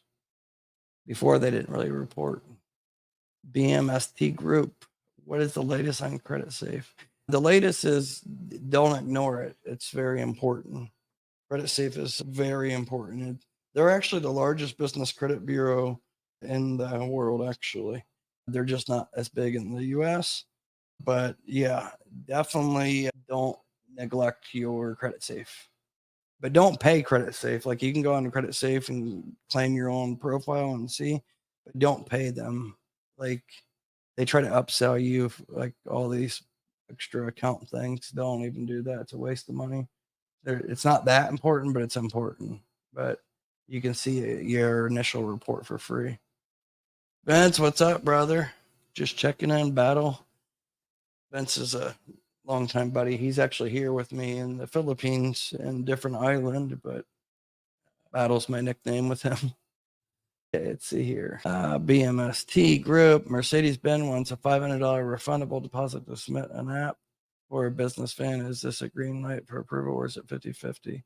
Okay, Mercedes can be tricky. Did you go to a Mercedes dealership? Because I have a student right now that is getting like G-Wagons, getting a fleet of G-Wagons. And the dealership didn't ask him for any deposit. So I would actually let me know what you're talking about. Actually, is it directly through like Mercedes Financial or is it through a dealership? If it's through a dealership, they should probably be working with Ally, and you're going to probably have a better chance to get approved through Ally. I would at least try Ally first. But you can't go directly to Ally and apply. You need to, only the dealership can actually put in the application for you. But as long as it's refundable, it's fine. Are you personally guaranteeing or is it no personal guarantee? Or do you know yet? But if you're trying to get a Sprinter van, I have tons of students right now. That's out of the students I have right now, 54, 55 that I've had that are currently enrolled and maybe close to 100 that I've had this year so far. I would say most people that join my mentorship, they're either trying to get funding for real estate to do fix and flips or long-term hold bridge loans or something, apartment buildings, or they're trying to get fleet vehicles or Sprinter vans because they're doing different logistics, package courier, mail courier, things like that. And we're very successful getting all those for them. No PG Sprinter vans are actually very easy to get. You typically need to be in business at least 6 months and have all your ducks in order to be able to get that. Fund on up. I'm ready, Josh. Let's go. I sent you a text, Corey. I sent you a text. I didn't hear back from you though. Let's see here. Okay, let me see here. Mercedes wants $500 deposit to submit. No PG, 0 down. App for business fan. If it's no PG, yeah, I would definitely go ahead and do that. But how old is your business and what's on your business credit report? So there's no point to do that if you're not ready yet. Like if you don't have enough accounts or whatever, you're going to need at least one account reporting over $1,000 and 3 months payment history to go get no PG approval like that. Great answer, because BM told me it's a no PG for business as of now. Yeah, all this could change anytime, but I don't foresee auto vehicles probably ever changing to personal guarantee only. I don't foresee that ever changing, especially anytime soon. Although things could change, some of them, yeah, Mercedes or BMW, one of them might change, but I don't see them all going out the door anytime soon, just because there's so many corporations. You can't classify a small business and then a bigger business, say business with 100 employees that has board members and stuff. You can't really require a personal guarantee for a business of that size, right? And there's laws where there's discrimination and stuff, and they can't really discriminate against, say, somebody with 3 employees versus, say, 300. So as long as you have your ducks in the right order, then there should be an opportunity for you to get the no PG auto loans. And you don't have to necessarily go through Mercedes or BMW, because there's always Ally, and Ally is actually very friendly with newer businesses. People think business auto loans are hard to get with no PG, but you have to understand it's easier to get $100,000, say Mercedes G-Wagon loan or something, get one of those than it would be getting even a $20,000 business unsecured loan.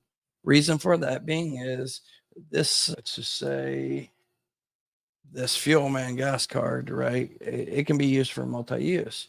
Okay, my limit on this is like 34,000. Essentially, I could just take the 34,000 off of it and then just use it for myself or family or whatever, go to the casino, anything, whatever. I'm not saying do that. I'm just saying essentially I could do that, right? And then I could lose it all and go out of business or whatever. And FleetCor, the underwriter, would have no recourse to get that back because it's no PG. However, on a, say, vehicle financing or lease, if you don't pay after about 90 days, they give you a little longer time than personal auto loans, personal guaranteed. But even if it is personally guaranteed, still you have to miss 3 payments before they're going to repo it. But they can repo it. And with business leases and stuff, the underwriters, they don't approve old vehicles. And the reason for that is they want to make sure they're going to recoup if you default. If they have to repo, they want to be able to minimize their risk. That's why they're more likely to approve something more expensive than something cheaper. And then when, say, they approve that and you don't pay for, say, 90 days, then they're just going to repo it. And maybe they lost $5,000 or $10,000 when they auction it off. But that $5,000-10,000 is a lot less of probability odds and risk to them than, say, an underwriter that would lose out $34,000 of just maxing out a business no PG credit card. So hopefully that makes sense. You understand that? Yeah, I just replied to you, BMST. And I love these questions because these questions is what helps everybody. You guys ask the questions, and some other viewer may not have that question right now, but they are listening, and then maybe a month or 2 months down the line, they'd be like, oh, I remember I was in Josh's live and somebody asked that, and now I needed to know about that. So all these questions do help each other as a whole. As a business credit community, I'm all about helping people. I don't do this for the money. In fact, all the channel revenue earnings that comes in and the one-on-one business credit mentorship earnings that comes in from that, we donate a majority of that. All goes to the Michael J. Fox Foundation for Parkinson's research. As most of you guys know, I have Parkinson's disease and got diagnosed in 2017. And there's not really there's no cure as of yet. I hope to find a cure in my lifetime. I had to get deep brain stimulation operation done last year, a couple of them actually. The third one was successful. So it's something that's very near and dear to me, and hopefully there's a cure in my lifetime. They're making a lot of advancements. We've been able to donate almost $500,000 in the past 5 years. But if you look at the government, they don't give really funding for research for Parkinson's research, not like they do with cancer, because it doesn't really just like kill you overnight or anything. It's just more about bad quality of life. But Muhammad Ali, that's how he died. He's from Parkinson's. There need to be more awareness about it than there actually is. But that's one of the main reasons I do this. And then I love helping people, and I love challenges too. I have ADD, and that's also a gift and a curse. That's why I'm able to figure out how to get approved for new underwriters and old underwriters, because I will inspect even the application, the elements and everything, inspect the code, see with the APIs where everything is going. And I just try to leverage it the most impossible, as much as possible. They're working against you, so why don't you try to work against them and leverage it, and then use other people's money? OPM. The rich get richer by OPM. They don't use their own money. Invest your own money, but when you need something, take that money, use other people's money to build your business and grow your business. Doesn't matter if you had 100,000 in the bank account right now of your own money. I wouldn't suggest using that for your business. Like, for buying or funding your business, try to get the no PG first. Most all my students, we don't go after anything personally guaranteed. The only time we go to personal guarantee is when it's really required and we've already exhausted all the no PG options. And that's usually many months down the line. That's why my lowest mentorship is 12 weeks and goes to 16, 26, and 52. But there's so many credit lines out there that's no PG, where unless you're trying to get millions, you really don't need a PG. If you're just trying to get, say, 300, 500,000, you don't need a personally guarantee. It just takes more strategic steps and stuff that you have to do, but it's really not impossible. Like I said, out of 2.4 million I got in business credit in that first 16 months, I would say like at least 40, 50% of that, maybe even as high as 60% is no PG. Depends which ones you're counting. If you total as a whole, probably 60% is no PG. Like I had almost $40,000 Dell computer line. And that's actually like a revolving kind of. And I financed my whole office studio, all my video editors and stuff that I had before for my other motivation channel. But they have tons of things. Like I can even teach how to take some of these credit lines and liquidate them. Dell has many items. So if you have Amazon FBA account, you can turn a business credit line that can only be used, say, only at JCPenney's or only on Dell.com.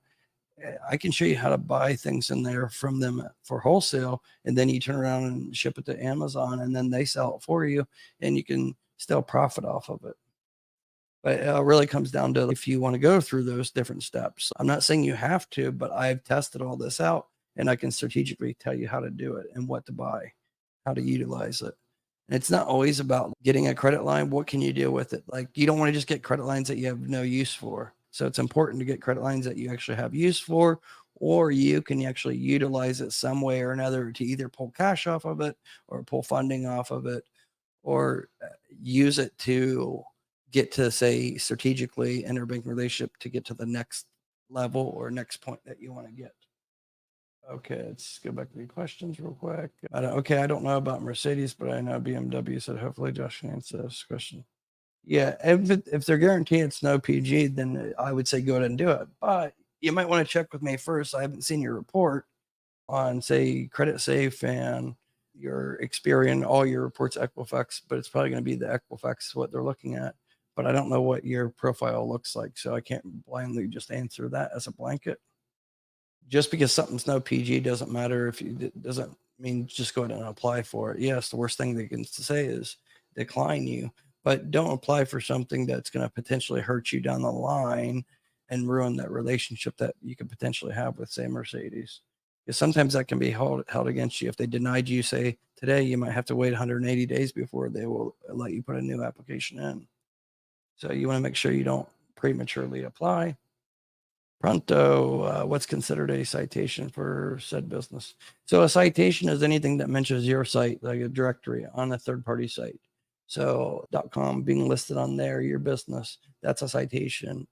Easy Local, Chamber of Commerce, Better Business Bureau. Those are citations. And it's important for you to have a minimum of 5 to 10 citations. They're all free. It just takes time. You can get them done in 5 minutes, 5-10 minutes each. You have to verify them, things like that, confirm your email address, things like that. But if you don't want to take the time to do it, there's like a link, I think, in my description that there's a service that I used to use. I have some of my students use. It's called Bright Local. They only charge $2 per citation and they do it for you. You can get as many as you want. You can get 100 of them. I have some students that they're really taking it super serious and they're getting a lot.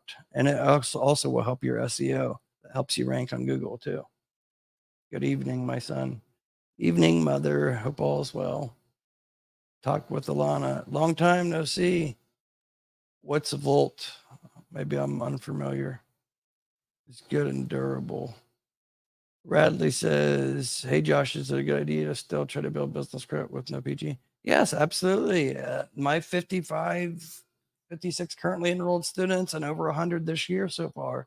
Like, I don't have any of my students go after things that are no PG. I have plenty of students that have an 820, 850 FICO score, and they have plenty of money in the bank, but we don't go after PG. We only do PG when we've exhausted all no PG options. So why, I don't care how successful and great your business is or what you're planning, why take on unnecessary liability if you don't have to? But if you're just trying to get no PG because you have bad credit and you're wanting to use business credit for your personal, depends what you're trying to do with that situation. I understand people are in bad situations sometimes and they make mistakes, things out of their control as well. But I wouldn't say just focus on building business credit because you have bad personal credit. So you're wanting to use business credit just to use for your own personal sake because you don't have any personal credit that you can get. That's not the right mindset either. I'm not saying you can't use business credit for personal, especially if you get, say, a JCPenney's credit line. It can only be used at JCPenney's. So Christmas is coming up. So buy your family gifts, your wife, your husband, whatever, kids, buy them stuff at JCPenney's. It's good prices. Plus you get 30% off with that commercial card. And you're going to have to spend that money anyways on personal. Like you're going to have buy your family gifts or something for Christmas anyways. So why not use it on something that's going to help your business? So buy the gifts with your JCPenney's commercial card. That's going to help you get in that interbanking relationship with Synchrony. It's going to get that relationship so you get the no PG Sam's Club MasterCard. Absolutely. Just pay the company back. Pay back your company and then your company pays Synchrony, JCPenney's. But absolutely, don't take on unnecessary liability. I wouldn't want to take on liability for my business, even though it's very successful. All my companies are, but I'm not going to take on liability like that unless it's going to be like, say, a SBA loan of $1 million, like something high. There's no point to take on unnecessary liability. Jacqueline, long time no see. Are you still connected with Chad Gabelis?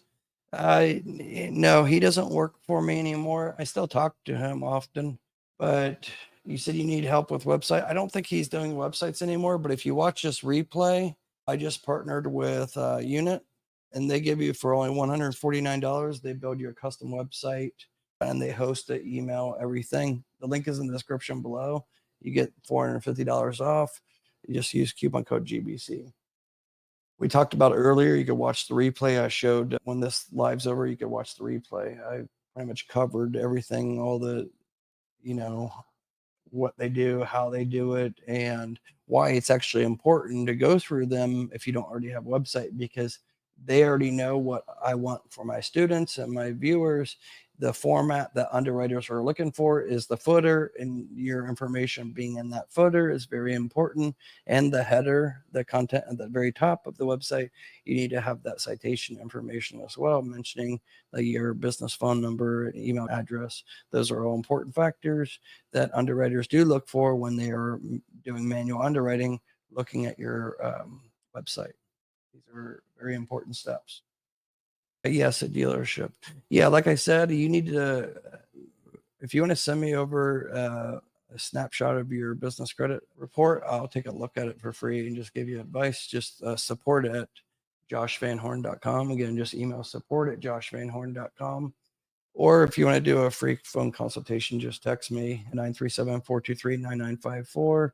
I'm not saying you have to be interested in the mentorship, but that's really what the numbers for those that want a free consultation to see if I could approve you for the one-on-one business credit mentorship. Because like I said, I don't accept 90% of people that contact me. And that's not because I'm not trying to help people. I'm trying to help you, but the goals need to be aligned. If you just contact me and say, Josh, I want to get 100,000, get me 100,000 within the next 30 days and I'll join your mentorship. That I don't want to deal with people like that, because that's not really the mindset that you should have if you want to be successful, not only in business, but be successful with building business credit. It's not an overnight process, for one. And yes, I have some students that get 100, 200,000 the first week of the mentorship, but that's rare. I have had some students get that, but everything's a process and everybody's at a different stage. They are established or not established, pre-revenue or revenue. They have different goals, short-term and long-term. And I take all that into account when I'm doing the consultation. And then based on what we talk about during the consultation, that's at the end of the call, then I pretty much decide if I want to accept you for the mentorship or not. But things have to be aligned. We need to get along, for one. That's important. Business chemistry, and you need to be willing to learn, and you need to be willing to dedicate at least 1 to 2 hours of your time per week doing the custom tasks that I assign. You need to be dedicated, because I do have some students that they pay me mentorship, and then it's like pulling teeth to get them to even do any tasks. Some people are lazy. Okay, fund on up. Yeah, yeah, I did see that you said you were moving. Anyways, just reach back out to me. Let's make sure we secure your spot. The business is 2016. Okay, so yeah. Do you have trade lines? You have the age, fine. Just depends on what type of trade lines you have. Grange is who I use. It's a lesser known, but it's actually a big insurance company out of Columbus, Ohio, and they do mainly they do personal, but businesses who I would say a majority of their clients are, but they could be more expensive than what maybe you're willing to pay.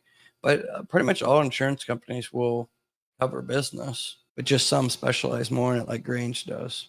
That's who I got for a truck that I did under Ally a couple years back in 2018.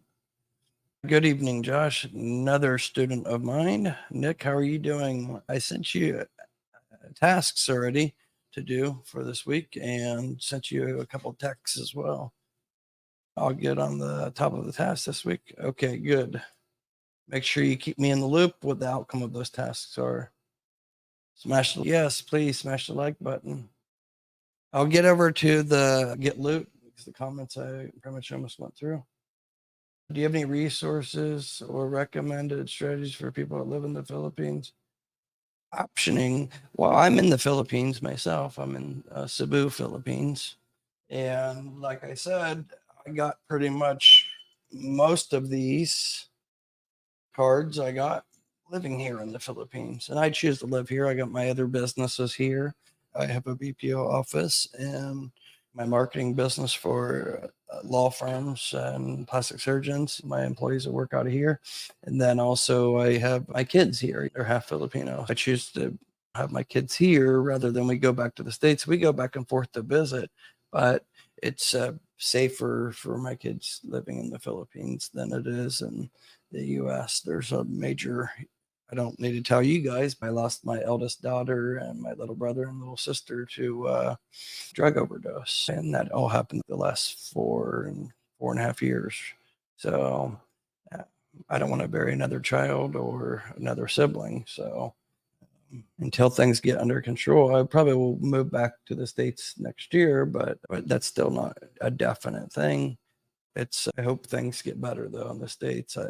Slowly, it seems like the overdose rate is getting less and less, but it affects everybody. It doesn't matter if you're rich, poor, it doesn't discriminate. I think everybody knows somebody that either overdosed or is struggling with addiction. It's sad. But yeah, optioning, you can get business credit being in the Philippines. It just takes a little bit different strategy. But if you have somebody in the States that can send you, like I have my aunt, she sends me every 2 weeks, I get a FedEx package of all my mail.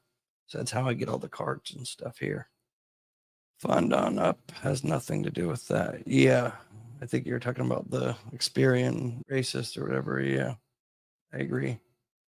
Will it Media. Yeah, I haven't seen you before. Thanks for tuning in. Appreciate it. If you guys aren't already a subscriber, please hit the subscribe button. It really helps the channel, and that's what gets me to keep putting out the content. When I put out this free content for a reason, because I want to help you guys. But I only do it because I keep seeing you guys request it and commenting. And if I get a lot of someone video and more subscribers, then that makes me keep on putting out this free information. And no other channel on the YouTube actually gives information like I give. The information I give is so valuable if you really put it to work for you. There's no ulterior motive. Other channels, they just put out just because they're trying to get affiliate earnings. That's why I don't promote. I'm not saying I'm not an affiliate or strategic partner with some of the underwriters. I am. However, I don't sit there and just make a website, make a video about promoting Business T-shirt Club or Strategic Network Solutions or Red Spectrum.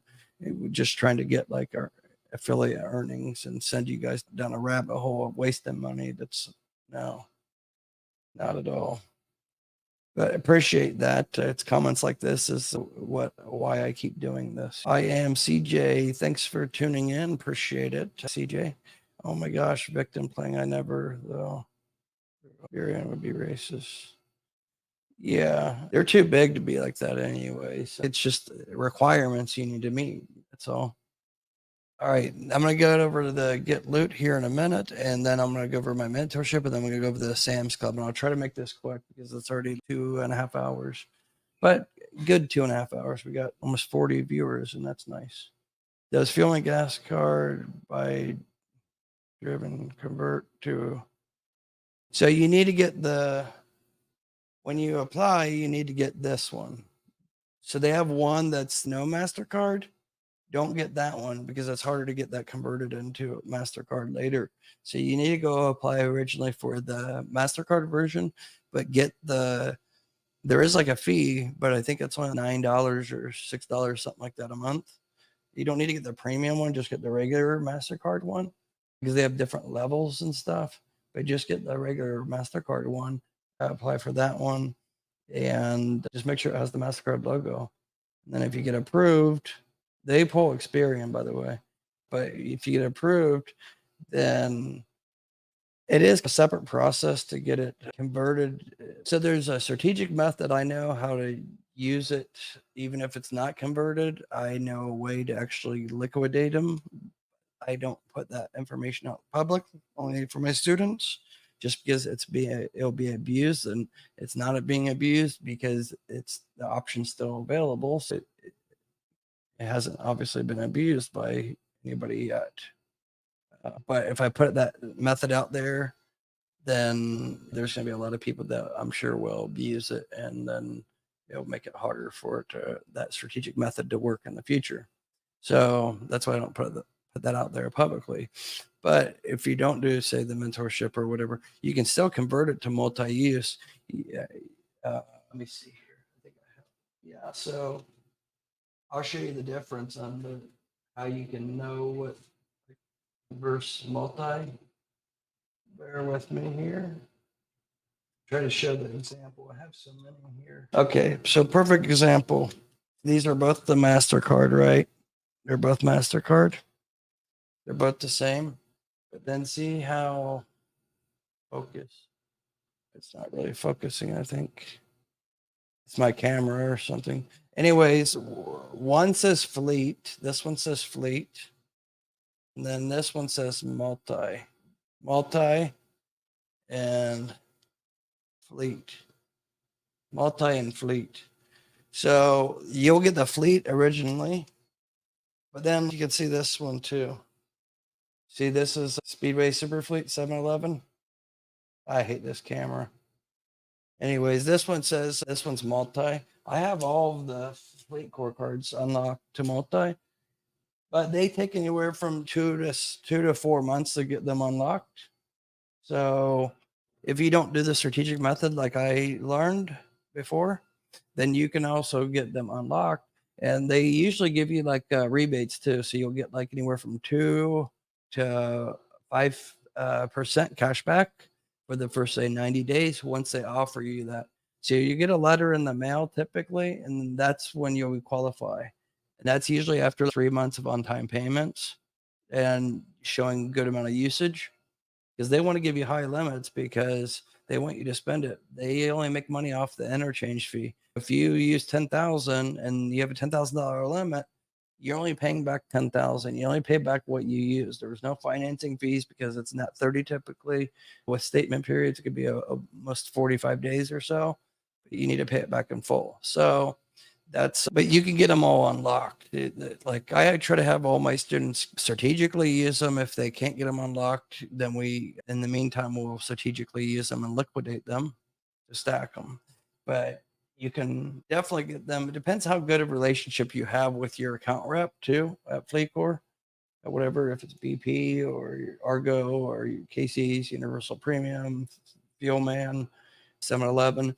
But if you have that relationship developed, they can usually make it a little bit quicker that you can get approved potentially for the multi-use. And then that you can use that card on anything, but you can't pull cash off of it. However, the strategic methods that I teach to my students, I teach how to pull cash off of it, like liquidate it. If it's a $10,000 limit, get 10,000 off of it or 9,000 or whatever. But FleetCor is very good about giving limit increases without even asking for them. As long as you pay back, say you have a $10,000 starting limit. If you charge like 7,500 or 7,800 in that first month and you pay it back on time, or I always say pay 2 days early, 3 days early, business days. As long as you pay like early, you would be surprised, but you will log into your Comdata iConnect account with FleetCor, whatever card it is. You'll log in and you'll see your limit go from, say, $10,000 limit to 14,500 or 19,500. They like to do odd numbers, but I got limits ranging from 6,500, and within 3 months, the limits go up to 36,000, 40,000. Like I said, the 5 cards combined, I have under the same underwriter, total up about $240,000 across 5 cards. And like I said, I got probably close to 400,000 with all gas cards, not just FleetCor, other underwriters too. But all of them are going to be able, you can liquidate them if you know how. There's ways to liquidate gas only cards. But if you can get them unlocked, because then you can use them for hotel, travel, anything. Or you can use them to pay other bills, other business bills. You can use like Plastique and Melio and literally liquidate them that way. There's ways you can do it on that too. That's not the strategic method that I teach, but that's one other method. Like with my mentorship, it's not just about teaching you about how to build business credit, but I tell you what to go after, how to get approved for it too, and how to strategically leverage those approvals. Anybody can go out and apply for business credit lines and stuff, right? Anybody can get that. You don't need me for that so much, but I make it so everything's done in a sequence period of time to leverage everything and make sure you're not skipping steps, because I know what underwriters are looking for. Set you up for success, but then once we get all those credit lines, then I teach you how you can use them. Because what benefit is having all these cards if you don't have a necessary way to use them, or you have 3,000 on one card, 10,000 on another, 12 on another, and then you just want to get 100,000 cash in your bank because you want to buy a real estate investment property. If you don't really know what to do with, get these liquidated properly and stuff for the lowest amount of money, only paying 3.5%, that's still going to be the best way to go about it. But I teach you how to strategically use them and leverage them to pull the liquid cash off for you. I'll show you how to do that. But you can't even get with a 850 FICO score personal, even personally guarantee or no PG. You can't get $100,000 loan with good credit, good business credit, good personal credit. You can't get that much cheaper than like 10%. Even SBA loans, you can't really touch how you can if you strategically use these business credit lines that you get. If you learn how to liquidate them like I teach, then you're only paying about less than 4%, and you can't beat that. But it takes a couple extra steps to do every month. But hey, that's going to save you a lot of money. But anyways, I'll go over the questions here. Then let me go to this first. You guys get the questions in and I'll come back to the questions in a moment. Let me get this done so it doesn't take too much longer. This is, where's it at here? Okay, so you can see Loot in partnership with Get Business Credit. I hate that picture of me. I told them to change that already. But anyways, unlock $250,000 today to fuel your business and earn cashback rewards along the way. Apply now. You guys don't just Google them. Make sure you use my link. I'll show you why shortly. But if you're using my link, it's not only going to help support the channel, but it's actually going to go to a back door where I can actually see. And if you were to get denied or a low limit, then I can actually do I don't want to say reconsideration, but I'm on Slack with the founder. So I can get things like updated, not guaranteed, but I have with some of my students. So definitely use my link. It is in the description though, but it's unlock.getloot.com/get-business-credit, but it's long. So just click the link in the description. I have several resource links there. But anyways, your credit score is not affected. So it is just going to be a soft pull. Even if you have bad credit, they don't discriminate against bad credit. So they have two different ones, and that's revenue-based financing, AKA considered like a merchant cash advance. But what's nice about them is it's not like typical merchant cash advances where if you take out, say, $100,000 loan every day, they're going to take out like $400 or $600 out of your business checking account every day. Get Loot doesn't. Loot does not do that. They do. Everybody's situation is going to be different based on their algorithm and their underwriting procedure, but it is all in-house. It's not through a broker. It's a direct lender. Okay. And you pay it back. They have flexible terms like weekly instead of being every day. They just do a weekly pay or biweekly. And then you can get as far as monthly. If you build up a relationship with them, take one loan and then you pay it back, then that's going to give you more favorable terms, cheaper financing fees for the second one, because you've already built up that relationship. You're going to be less risk to them. And then also you're going to get more favorable terms as far as higher limits, longer payback period. So it's going to be shorter, like instead of being a 3-month loan, it could be a 6-month or 12-month loan.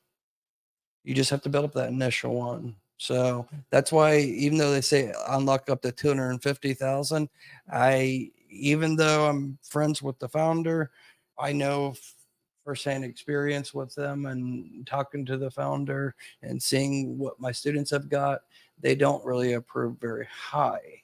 Not saying they won't, but I think the highest they've got, I want to say it's like 75,000 of one of my students. But it seems like a majority of them range anywhere. The bulk of them are like around 20,000, 15, 20,000, some 30,000. So that's that one. And then they have the lines of credit. It says express entrance because it's not really available now, but it is available. I think you just have to actually apply. I think they need to update this. This is one of my old landing pages they put together for me. I think that needs to have an apply now button. But anyways, you can see like the benefits. They give cashback rewards, which is great. Unlike others, they give you cashback rewards. So say you take like a $10,000 loan from them and you pay on time. This is why they're considered a financial technology company, because they're offering something different than just a standard business loan. So like you can see here at Loot, we believe in celebrating your success.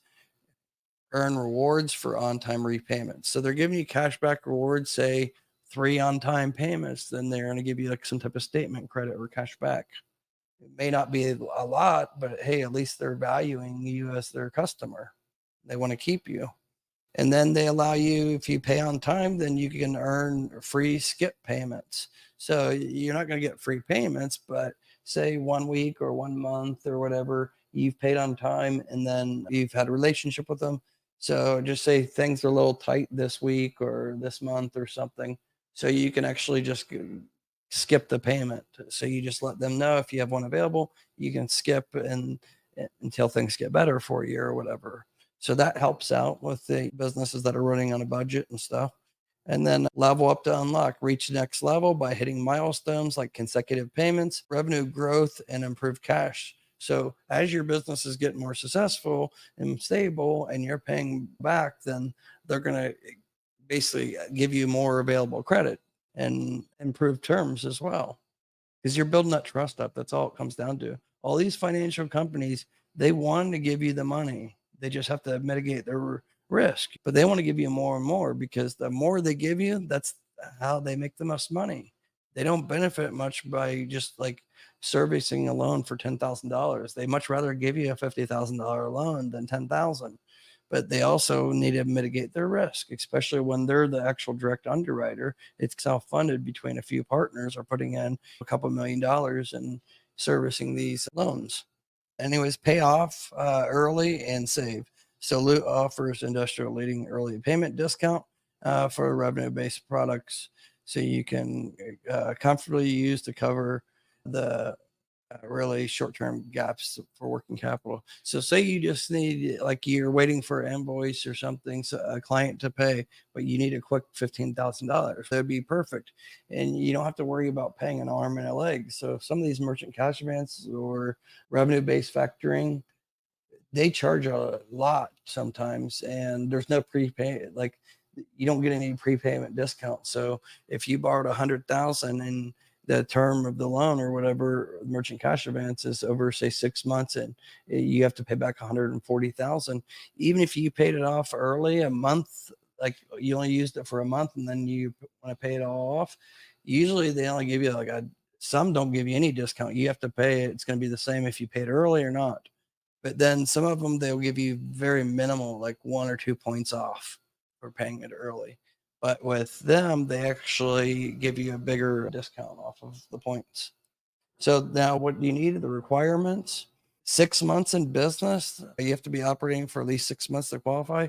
Now, I was told this, if you've been in business for 5 months and you have good personal credit and you have good business credit, or you have good revenue coming in, then it's not a flat, strict 6 months. So if it's 5.5 months, 5 months, you might be able to still qualify. Like I said, the link will be in the description below. The worst thing you can do is it's not a hard pull at all. But anyways, you need 25,000 in annual sales. So that could actually be like, it's not like it has to be an overall annual. You could be in business 6 months and say you've only done the first couple months, you only did 2, 3, 4,000 a month. But then say the last 2 months you had 10,000 and 15,000 or something. They look at it as a whole, especially the last 3 months. This is going to be what's factored in the most. But it doesn't have to be like steady every month. Doesn't. You could have like one good month and then one bad month and up and down. That's fine. Is really what it comes down to. As long as you average like $2,200 coming in per month, that's really like their minimum threshold. Now, if you're only earning that low amount, then don't expect them to give you 30, 40, 50,000. You're probably only qualify for maybe 5,000 or 7,000 or something. But again, like I said, you can use one credit line to leverage to get other credit lines too. That's where like my mentorship really does shine the most, is the strategic methods. So anybody interested, just text the number below for a free consultation at 937-423-9954. Anyway, so yeah, there's no minimum FICO. We have financing options for all credit profiles, and there's no minimum FICO required to apply. I know this firsthand because I have a couple students that have, like, I won't name any names, but they have a 520 to 550 FICO score, and they got approved recently, not for super high amounts. I think one was like 12,000, another one was like 8,000. They definitely, if you can't get approved through them, I guess I've had people get denied because they were too successful even. I have one student that has 150,000 in the business bank account and he does e-commerce and stuff. He got denied, but he got denied because he's too successful. That's not their clientele. They're not trying to get, that's not really their demographic. So they rather loan out, say, 20,000 to 5 businesses rather than give one business 100,000, if that makes any sense, because it's mitigating risk as well. it's less likely that 5 are going to default than just 1. So anyways, you just apply. I'll have, again, the link in the description below, and I'll probably cut this video, this live stream up, and actually use this for a standalone video too for this. But like I said, they have the line of credit. You basically apply, and then based on that, you'll hear back probably within 24 hours on a decision. But make sure you use my link in the description below, because then you can reach out to me if you don't hear back, or say it's a denial or it's a low amount. Reach out to me, support@joshvanhorn.com. The link is in the description. Email address is in the description below. Reach out to me after you applied. Let me know you applied, and I'll look for your name, and I'll reach out on Slack to the founder and Veronica. She's the lead over there, and I'll see if I can do anything for you at all. So that's that. And then what was the other thing I was wanting to cover? Yeah, let me go over we'll get to Sam's Club and Synchrony here in a moment. But for anybody, like I said, interested in my business credit mentorship, just text the 937-423-9954. I think I currently have 54 or 55 currently enrolled students, and some are on 12 weeks, some are on 16. That's why a couple spots just opened up. Some are on 26 and 52. Majority are actually on 16 weeks though. I have several students here right now in this live that are my current active students. But anyways, you'll just go here to the link, clear credit, but you don't do this until I tell you to do it after we had a consultation, because like I said, I'm picky on who I accept, and when you do a phone consultation first. But anyways, what you do is you're going to just register your business name, your name and email address, and that's it. You don't need to worry about website or comments. You hit submit, and then it's going to ask you to create your password. Then after that, only after I approve it, like we figured out if you're on a payment plan or one-time payment, we figured everything out from the phone consultation, then I will approve your account on my back end. And then this is where you're going to fill in. This is the first page you're going to see. Intake form, step 1. You're going to put in your business name, your business address, and your business industry. And then you're going to put your EIN. The reason why I need the EIN is because I'm a data furnisher for Equifax and Credit Safe. So that's the way that I can attach to make sure that the trade line as the business service mentorship is reported to them to the correct profile business account.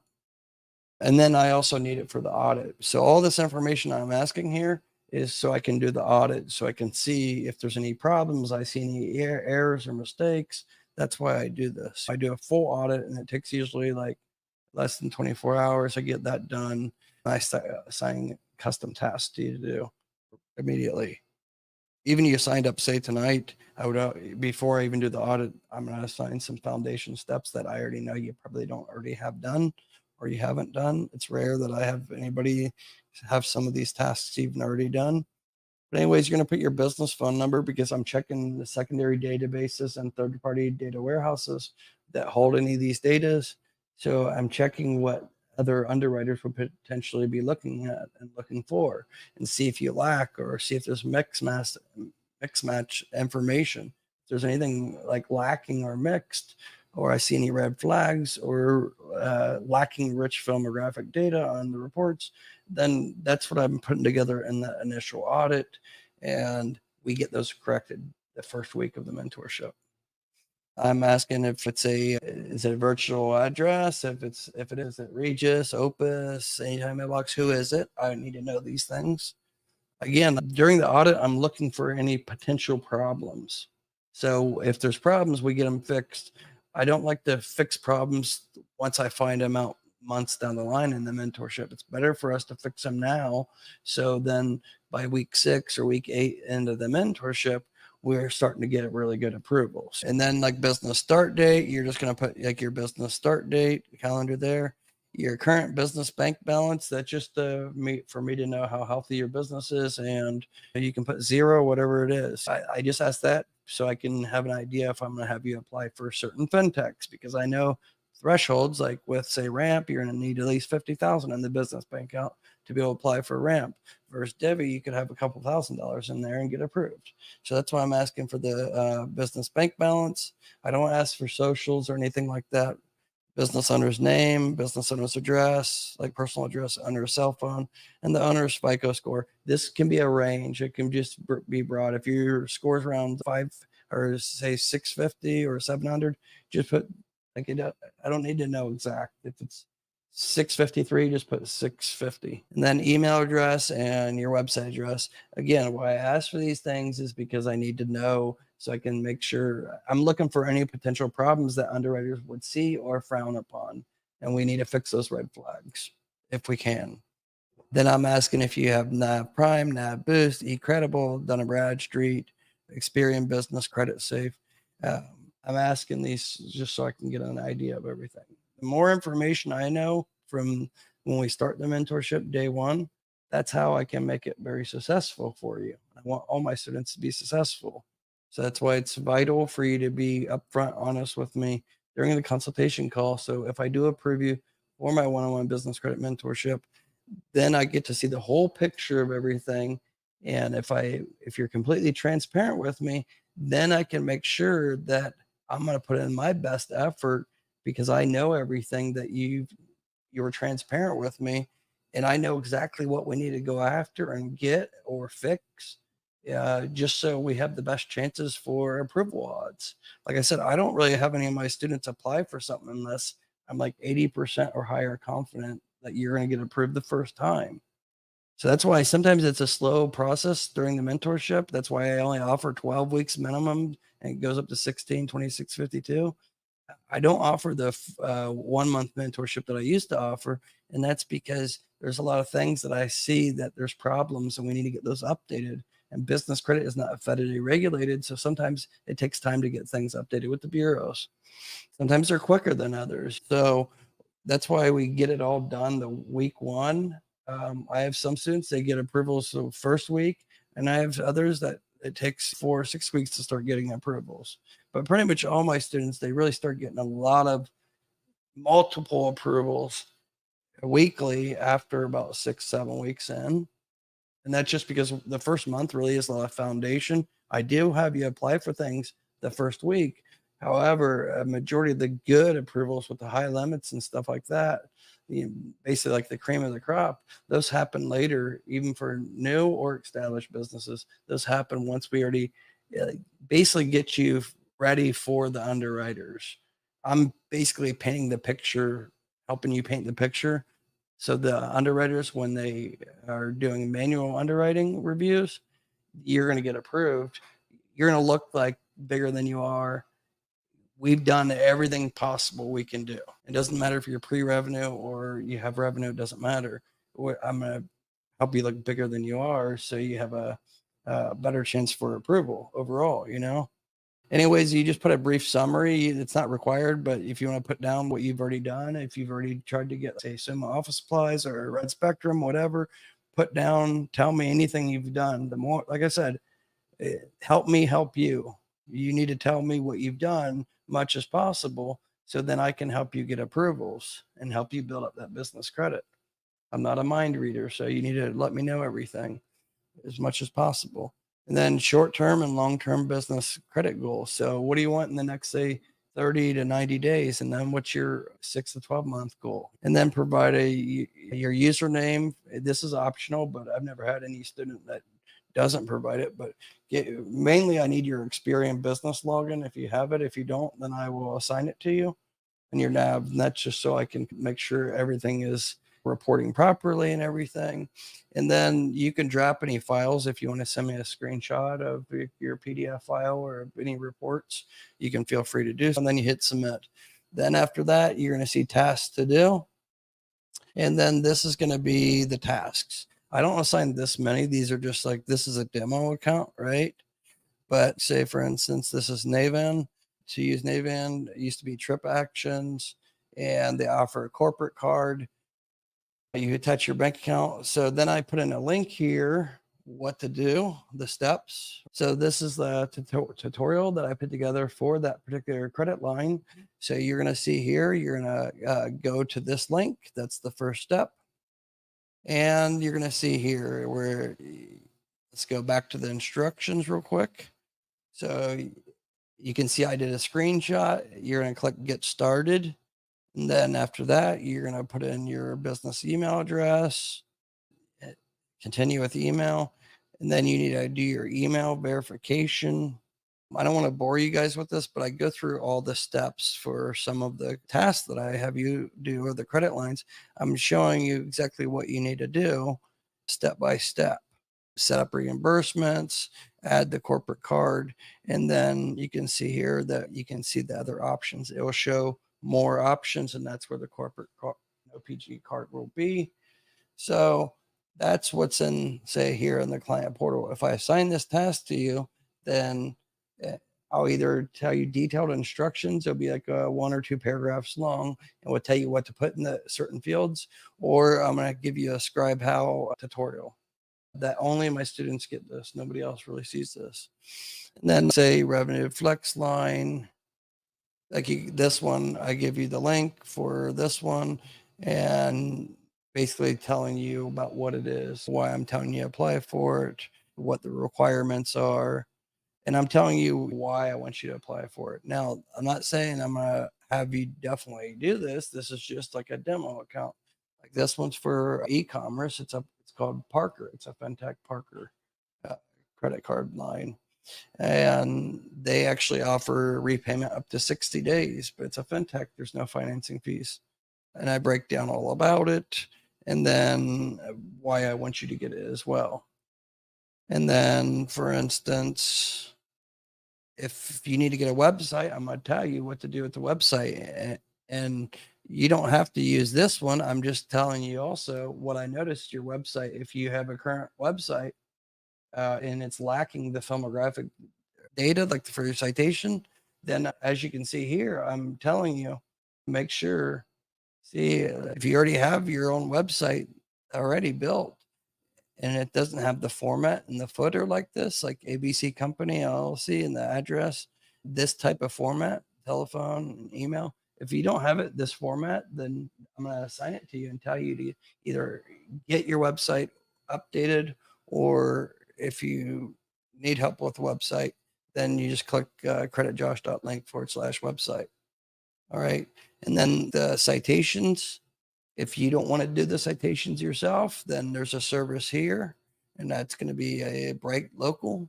This is Bright Local. They'll do the citations for you, and it's only $2 per citation. But again, like I said, you can do these citations yourself for free. Just take some time. Let me see here. So like Amazon Net 30, telling you how to get the Amazon Net 30, the PEX commercial Visa, telling you how to go about applying for that. Merchant Circle, for instance, like go to Merchant Circle, sign up, verify your listing, because underwriters do look for these things. So I guess what I want you guys to understand is like client portal, my mentorship is not just about getting approvals. It's about how to get the approvals. And I cover all of that, like everything that you need to do. And every week I'm going to assign anywhere from 5 to 7 custom tasks for you to do. And then at the bottom, let's use this for example, the Wayfair Pro Capital Card, right? And this is no PG offered by Capital One Trade Credit. But at the bottom, after you apply for the Wayfair, then you're going to put down here at Credit Josh. Josh, I got approved for the FlexPay card 5,000. Then you're just going to hit post. And then that's going to tell me, well, because every week I do audits on all my students to see what they did and what new tasks, typically on Sunday or Mondays when I assign the new tasks. Based on what the tasks that you did do, the initial, say 5 to 7 tasks that I assigned you week 1, based on what the outcome of those were, and then you're going to hit mark done. You see here how it says mark done. You're going to hit mark done once you're done.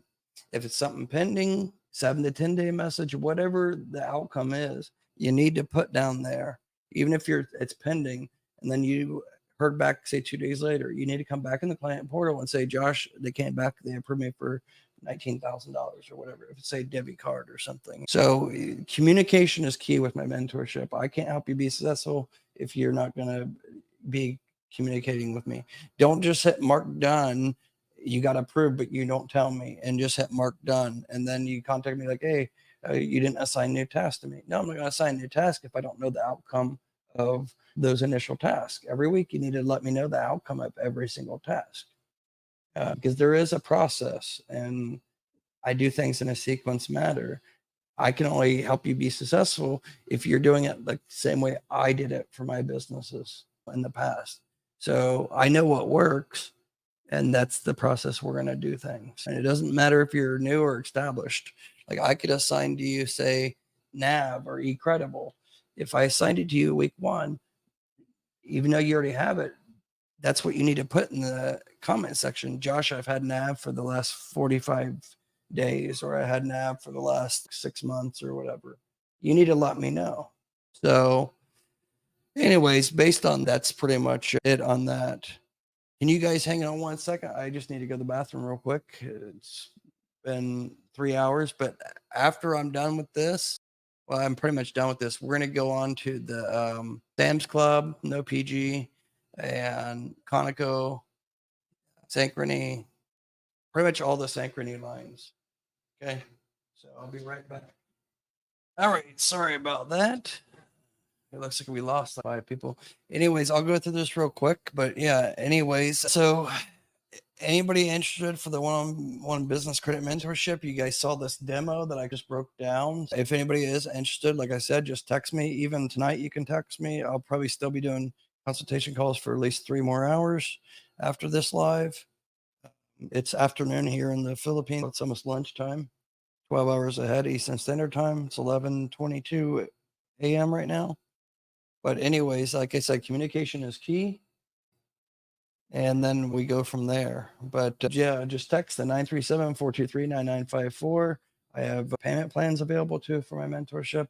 Like I said, they go from 12 weeks, 16 weeks, 26, and 52 weeks. The majority of my students are on 16 or 26 weeks. And I have, I think, 4 or 5 spots open now. Anyways, let's get over to Synchrony real quick. Synchrony as a whole, underwriter. So I'm not necessarily going to cover these in a particular order, even though I said that, but it's not necessarily in a exact order. One thing I can tell you is all Synchrony lines that we're going to be talking about right now, they all are going to be either pulling one of 2 bureaus, Experian or Equifax. And I'll tell you which ones are going to be Equifax, which ones will be Experian. Even though they're all underwritten through Synchrony, but certain ones pull Experian, like the Sam's Club No PG Business MasterCard. It's a commercial card. It's financially related. So that's pulling, Synchrony pulls Experian business credit for that. First, Lowe's, that's a Net 55 card. Lowe's for Pros, commercial card, they're pulling Equifax.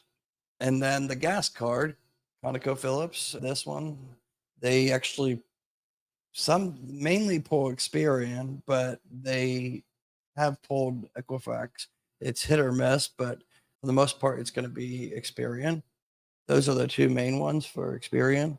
But Equifax, so Lowe's is Equifax and Floor & Decor is Equifax. Yeah, so this is Floor & Decor. Let me see here. Let me pull it up again. So if I were you and you never had a relationship with Synchrony, it doesn't matter on the personal because it's 2 separate divisions. It doesn't matter. But basically, the particular order, I wouldn't apply for any of these unless you have at least 3 trade lines probably on either Equifax or Experian. And definitely wouldn't apply for Sam's Club MasterCard unless you have at least 6 on Experian and you have at least 3 months data on Experian report. Not NAV Experian report. If you're really going to take this serious and try to get a high limit with Sam's Club No PG Business MasterCard, then you really need to get a Business Advantage account over at smartbusinessreports.com/Brex. Have that premium account. Like I said, it's only $99 with a discount link like that. But you need to make sure you're Experian. Don't prematurely, like everybody else does, prematurely apply And then you get the denial reason, business information is unverifiable. So I would say the two easiest accounts to get with Synchrony would be the JCPenney's is by far the easiest. So you're going to put in the information there. Now you will see that it's going to ask you for your social. That's normal. But actually this one, I don't believe asks you. Let me see here. No, this one doesn't actually ask you for social at all. Now you'll see at the bottom, it says, I agree to be a personal guarantee, or I do not wish to personally guarantee.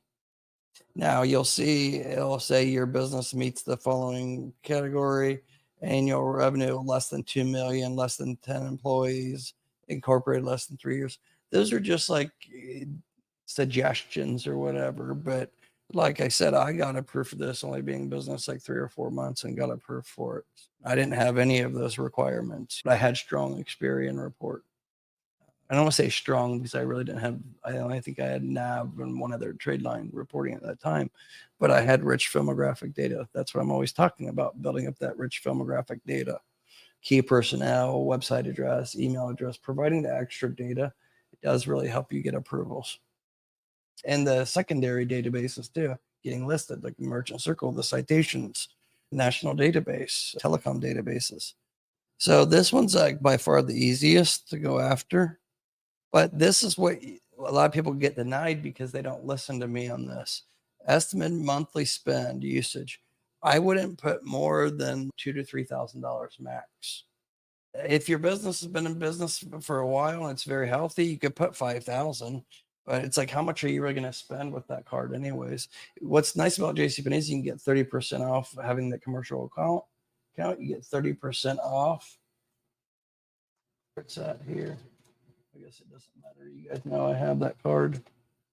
But anyways, I would put just a rule of thumb, maybe $2,000 to $3,000. That's it. Especially if you're a newer business.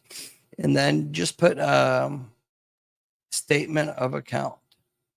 Statement account where you get the actual physical card. And then you put down how many cards. You could just get like 2, even though there's not many JCPenney's locations. But what's nice about it is, like, if you have an Amazon FBA account, you can liquidate, find a good product, higher end product, so you don't have to wait forever to get the funds off of it. Like I did with Blendtec blenders. I bought blenders for $300 on JCPenney's with the commercial account discount, right? 30% off, and it was already clearance. So I spent a couple hours finding a product.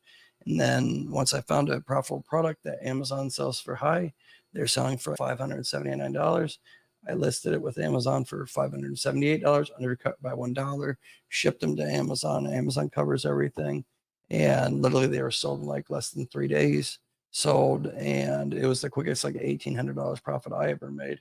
Took maybe 4 hours my combined time, and I did it being here in the Philippines. So it's not that hard. With my mentorship, I teach these type of strategic methods. Do you have to do this? No. It was just, I was trying to figure out how to actually liquidate a card one way or another to pull some cash off of it and to build up that interbanking relationship with Synchrony. You want to hurry up and pay them back, so then you can get limit increases, and that works to get that Sam's Club, no PG Business MasterCard at a high limit. But yeah, so I wouldn't put more than like 2,500 or 3,000. You can always get limit increase if you want to use it or later or so. So then you just hit submit, and that's it. That's easy for that one. Now, next easiest one would be the commercial. This is the only revolving commercial card, gas card, really in existence that I know of. And you can see the application is almost identical to the other one, the JCPenney's. Now this one asks a little bit more information about you personally. And that's just because it's a gas card, and that's because of the Patriot Act 9/11. So you want to try to match this as much as possible because they are going to be looking at your Experian for this one. So you want to try to match it as much as possible to what Experian has on file. Now, these are station numbers. So if you have one nearby you, if you have a Philips 66 or Conoco or a 76, just call a local station. They used to have a link here, though, that you could you might want to just Google service station, and you can actually look that up on their main website. Or you can just call a local one if you know a 76 or a Conoco or a Phillips 66 nearby you. You just call them even middle of the night, ask them, hey, what's your station number? And they'll give you like a 4 to 6 digit number. And that's what you want to put in there. If you don't put one in there, you could get denied just because of that. So that's just to attach. It doesn't mean you need to even go to that station. That's just, they still have an outdated system the way that they have, what do you call it? They still have franchises. I know there's a 76 nearby me that I never even knew it's a 76, but it's a very old station in Greenville, Ohio, or in Akron, Ohio. But when I looked it up, they were a 76 station, but it's like Maggie's refill station. It's like an old fashioned station, but I think that's so they give you that station earns or something if you're always using the commercial account there. And you'll get 2 cards. You get like an orange one that you can leave at the station if you have your employees go. They can go there without a card, or they'll give you the actual physical card here. But it's not like a MasterCard or anything. It's just a actual card. But see how this is saying personal guarantee? So see how it's grayed out? It won't let you put in your Social Security, and that's because I'm not agreeing to the personal guarantee. So same thing as the other one. You're going to agree, except just make sure you put in all the correct information here. See how it says like end station cards? That's the orange cards. They're orange. You can just put 1 because those are the ones, like I said, end station will be delivered to the primary account holder. The primary account holder is responsible for delivering their end station cards to where it'll be kept and accessed by. So it's basically like an employee card, but the station keeps it on file with them. So that's one of the reasons why they have the service station number, because if it's like the same station, you're going to use all the time. But you can use it anywhere. I don't want to say anywhere, but any Phillips 66, Conoco, or 76. There's a couple other smaller name ones too. But it's revolving, and that's good. I haven't really found a way to liquidate this one per se, but I'm sure there's possibly a way. But this one's to build up that banking relationship. Wanted to give you Experian trade line. Even if you don't use it, it will give you an Experian trade line right away. Updates on the 2nd of every month. But it's helping you get to that next level. So many of you guys are trying to get the Sam's Club No PG Business MasterCard. Next one would be, I would say it's between Lowe's and Floor and Decor. So if you already have, say, the JCPenney's approval, I would say you could probably go ahead, if you already had that approval, go ahead and apply for the Lowe's commercial account holder account card. This one, it's like I said, it's no PG, and you get net 55 days. And I believe you get 5 or 10% discount as well for the commercial account holding. And the application is going to be very similar to the Floor and Decor. We don't need to go over the application, but I will tell you, don't be greedy about what you're asking. You get denials because if you put too high, you can get denials. You want to get automated approval as much as possible. And then if you get the pending message, you got a reference number, don't just wait for it. Call them, look up the number. I give all this to my students in the mentorship. Numbers to call if they get, say, denied or a 7 to 10 day message, reconsideration line, and I tell you the verbiage, what to say to them. So they likely will approve you based on that information I gave you if you don't get the instant decision. But like I said, I would go after the Floor and Decor. And with this one, it's paid over time. So that's good. Let's see here. Yeah. See, you just hit apply now. And you'll notice like Lowe's is the same way as this one. The application is almost identical. They do ask you for a Dun & Bradstreet number. It's optional, although they don't pull Dun & Bradstreet as their primary. But see how it says requested credit line? Don't put with this one. I would say with Lowe's and Floor and Decor, put around, I would say anywhere from 3,500 to 7,500, somewhere in that ballpark. Because this is considered a little bit higher than the JCPenney's one. So if you can get this one and you already get 2 other, say the Conoco card and JCPenney's, and then you get either the Lowe's or the Synchrony, try to get them all, but say you don't get them all and you just get 2. That's going to put you on a pretty good situation to be able to go apply for the Sam's Club. So you need to already have a Sam's Club membership, but you can apply for it, I believe, online now. Can't verify the 100%, but you want to go ahead and get the membership though, because if you go hit apply now, then it's taking you to log in. You put your membership number. Back when I got it, I already had a membership, and then I got it before I even started. So I don't know how it actually is. This has actually just happened in the last 2 months. They didn't have an option where you would even be able to apply. It would say go in store, but in store is probably still the best option. That's what I tell my students. But I guess the point I'm trying to make is you want to start with JCPenney's, then the ConocoPhillips, then Lowe's or Floor and Decor, then Sam's Club. But don't do them all back to back. You could do 2 in 1 month. You could probably even do 3 in 1 month. If you get 2 approvals, you could go after a third. But if you get like denial at JCPenney's, don't try to go any further, because if you can't get JCPenney's, it's going to be hard to get any of the other ones. JCPenney's I found to be the easiest. You guys get any final questions in the comment section? I'll get to those in a moment because we're about finished here. Now I'll try to break this down for those that just came in. I'm going to try to break this video down with my video editor into like maybe 5 different sections, and I'll re-release it. So you guys can just watch the parts that you want in different chapters. So you guys don't have to listen to 3.5 hours. But the key thing I'm trying to point out to you guys is you want to build up. Everybody's always telling me, oh, I want to get the Sam's Club and the PG Business MasterCard, because you can really get up to almost a $30,000 limit. Mine, I think, is $27,500. But my initial limit was like 18, I believe, and then it got increased to like 18.5. Now it's 26 or 27.5, one of the two. You need to build up that interbanking relationship. That's what I'm preaching here, okay? But combined limits, what you could potentially have with all these, you could have 50,000 available just by these 4 accounts, maybe even more than that, because if you're in construction or rehabbing, remodeling, things like that, Floor and Decor and Lowe's, like I rehabbed 3 houses, those duplexes that I bought with the gas cards. I utilized the hell out of the Lowe's card. I got that limit up to almost $20,000, just that account alone.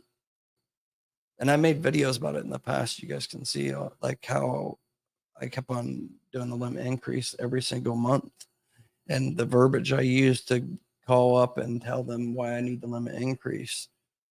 But really, since Floor and Decor is fairly new with Synchrony, because before it was underwritten through Community.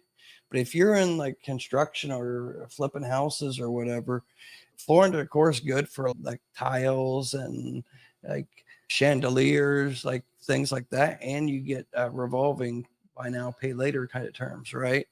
Lowe's, you have to pay back within like basically 2 months. But why it's important for you to take care of Synchrony and get a good relationship with them, forget about the business credit part of it, even though they all report. But they're always adding on new credit lines. Like they do one with Alibaba. If you're going to import things from China, you can get a line of credit and that can be financed as well.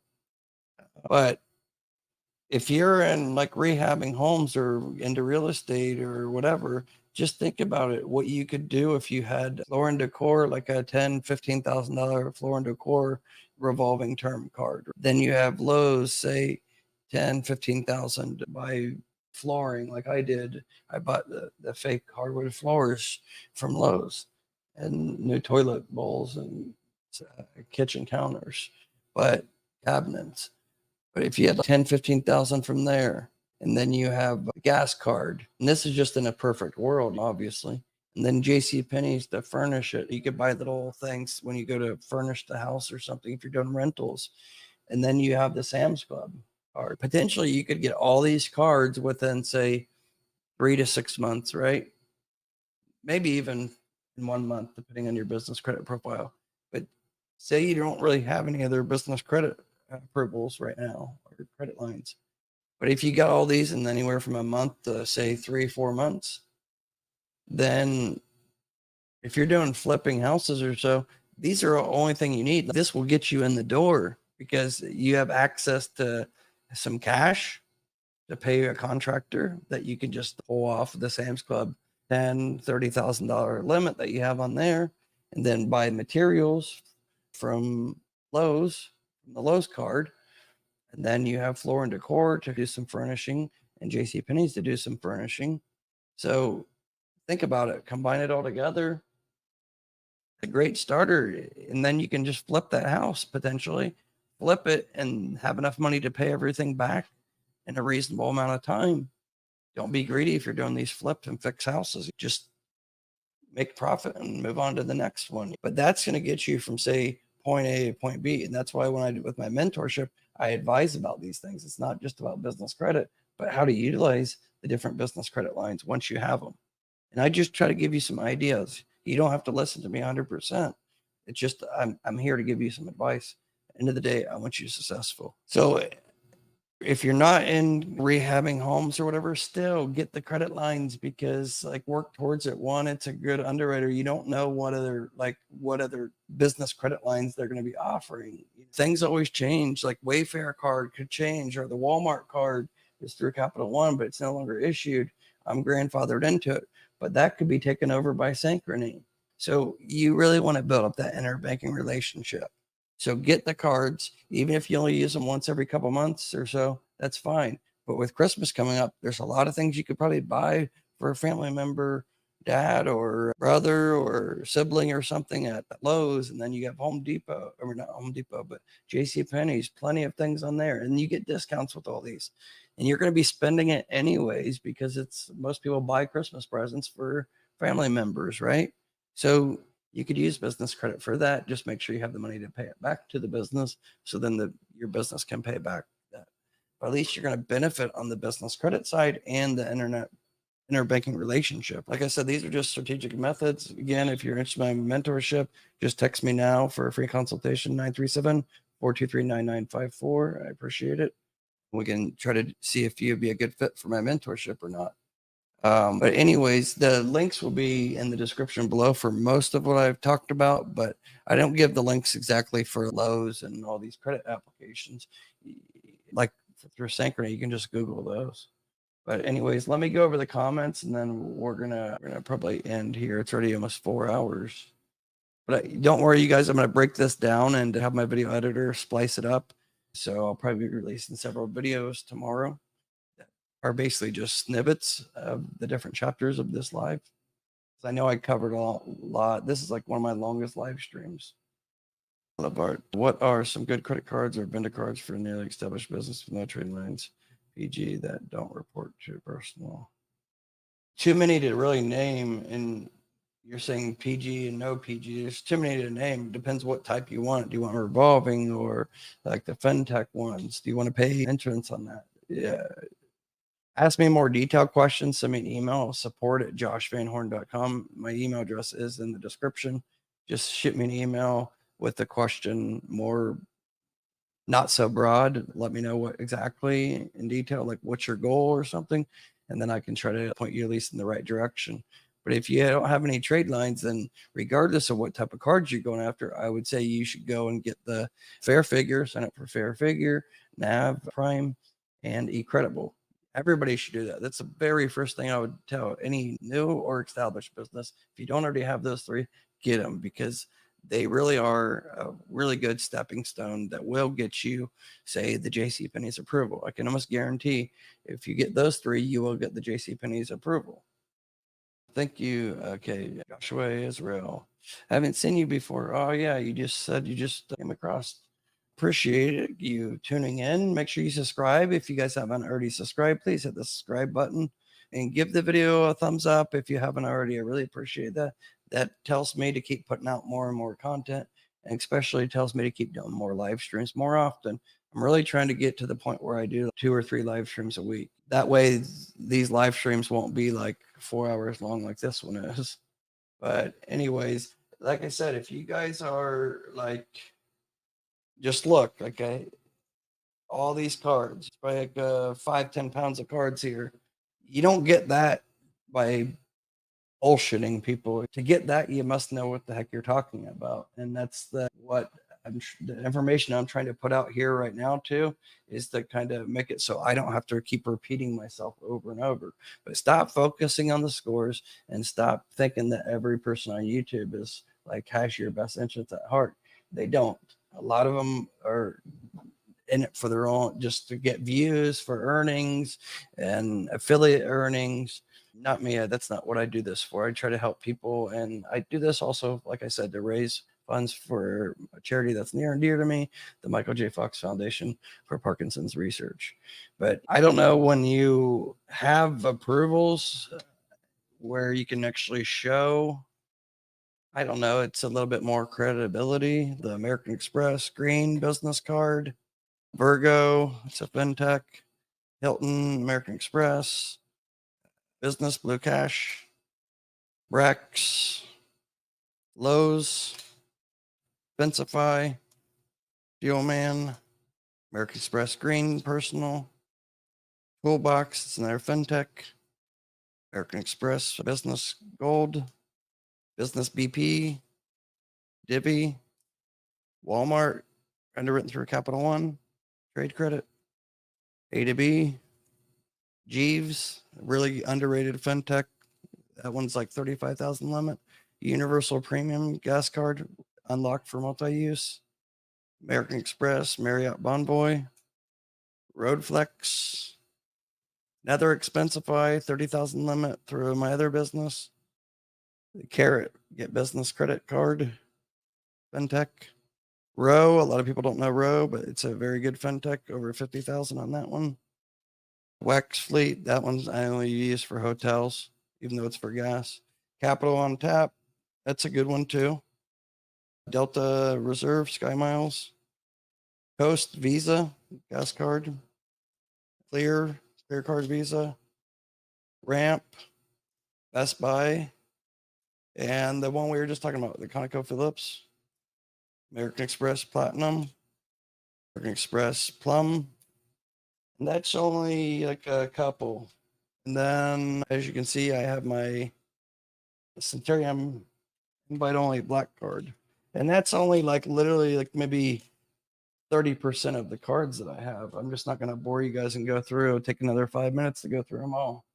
But anyways, I can tell you this, that yes, some of that is PG, especially obviously the American Express, but all the other ones were not PG, just American Express ones. But I'll tell you, I got a lot of that pretty quickly. Brand new business, the first 6 months, I got a lot.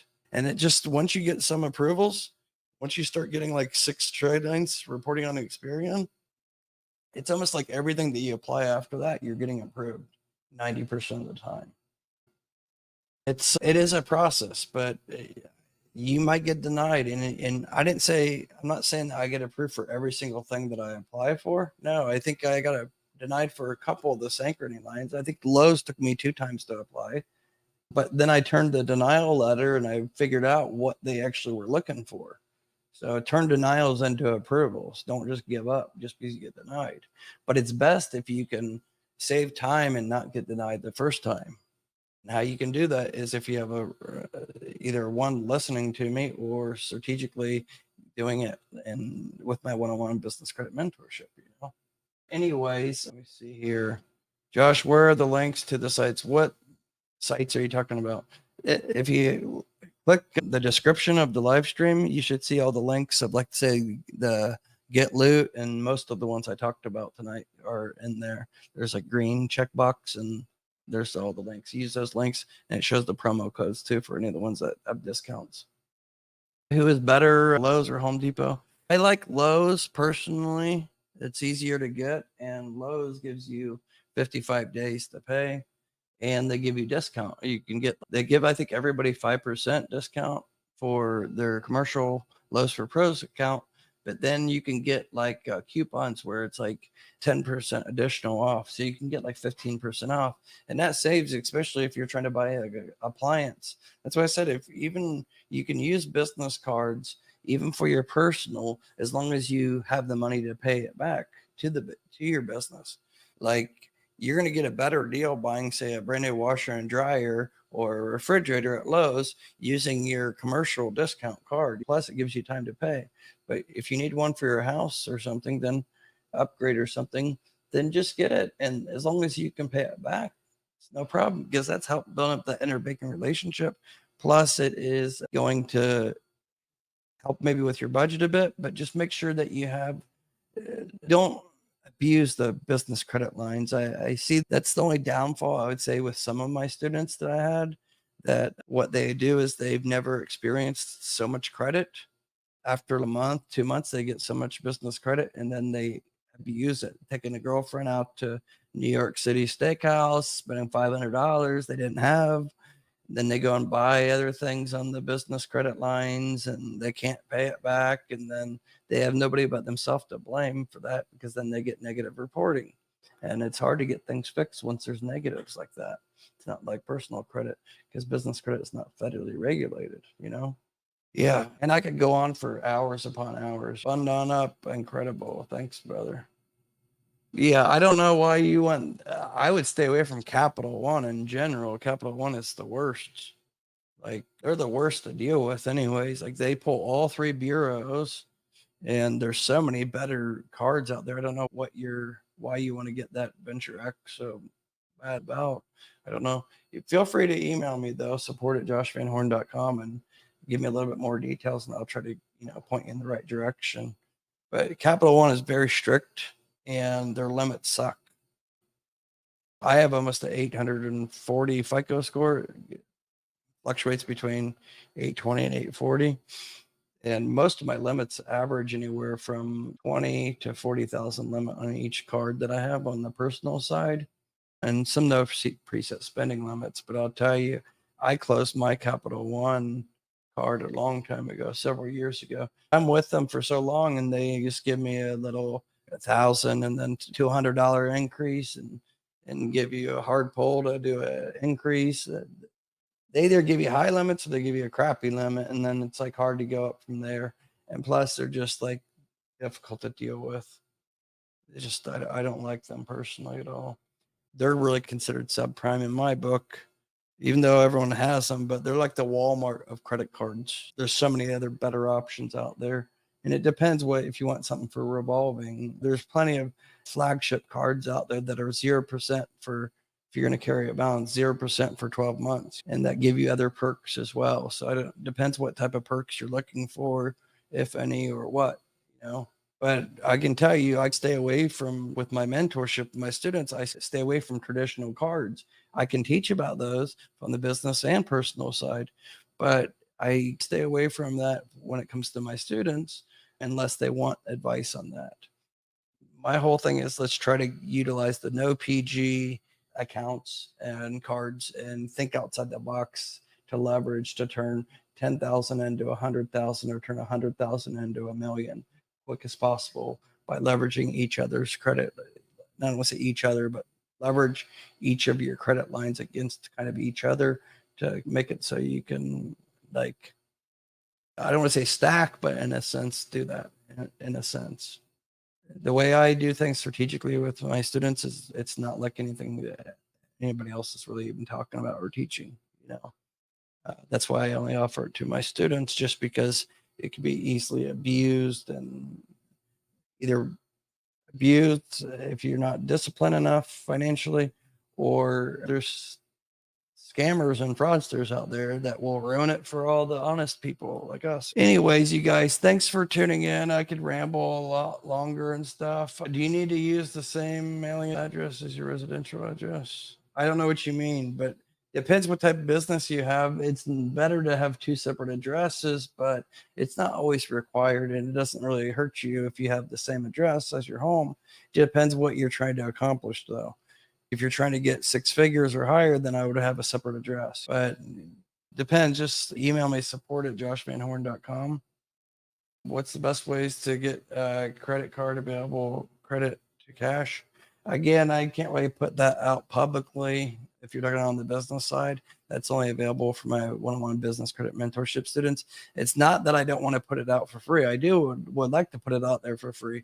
But if I put it out there for free, I know there's a lot of scammers that potentially are watching at all times, watching my content, and other channels turn around and copy my content and then put it on their channel, certain methods and stuff. And then next thing you know, the underwriter finds out about it, and then they shut down that certain loophole or whatever, or that strategic method. So then everybody that's doing it, and honestly, the bad guys ruin it for the legitimate people. So that's why I don't really put things out like that on public on YouTube.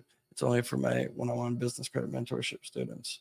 The bad apples ruin it for everybody else. But there's plenty of other ways to like liquidate cards that are the traditional ways, such as like Plastique or Melio. But it depends what card it is and stuff too. Does your driver's license need to match the address you put on credit cards? Are you talking about personal or business? Business, no, not necessarily, but it does help if it matches. But what's more important is what's on your credit report, personal and business, or LexisNexis even. A SageStream LexisNexis, that's important too. But if you, in a perfect world, you want to have everything match, of course. But you're gonna have more tougher time for traditional ones, such as a Capital One, if it doesn't match.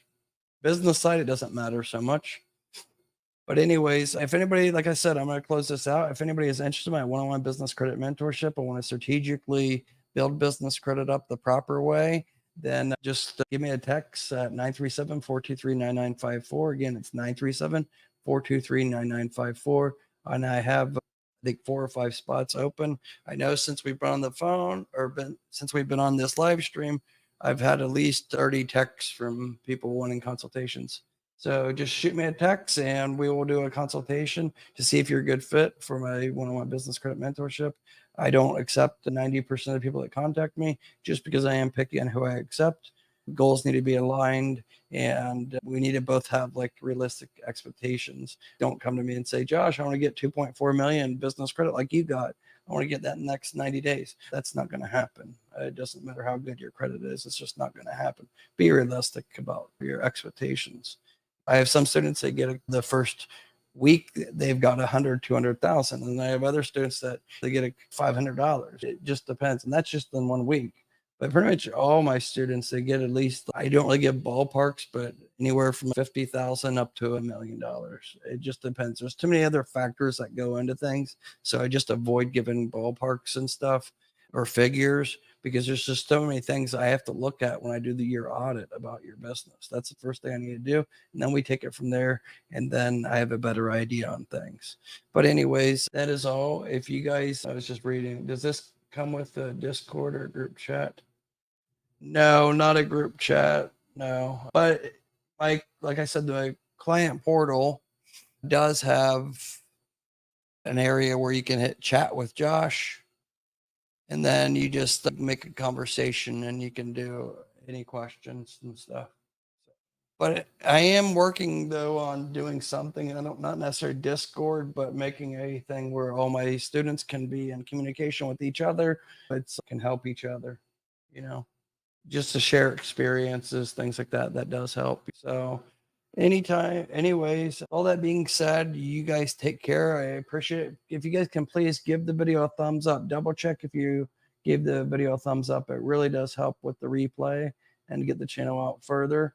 Really trying to get the channel back on track since I took time away last year for my health and stuff. But and make sure you're a subscriber if you're not already a subscriber. Just sometimes you can think you're subscribed and you're not. So just hit subscribe and hit all notifications so you get alerted the next time. But anyways, this video will be available for replay, so feel free to watch the replay.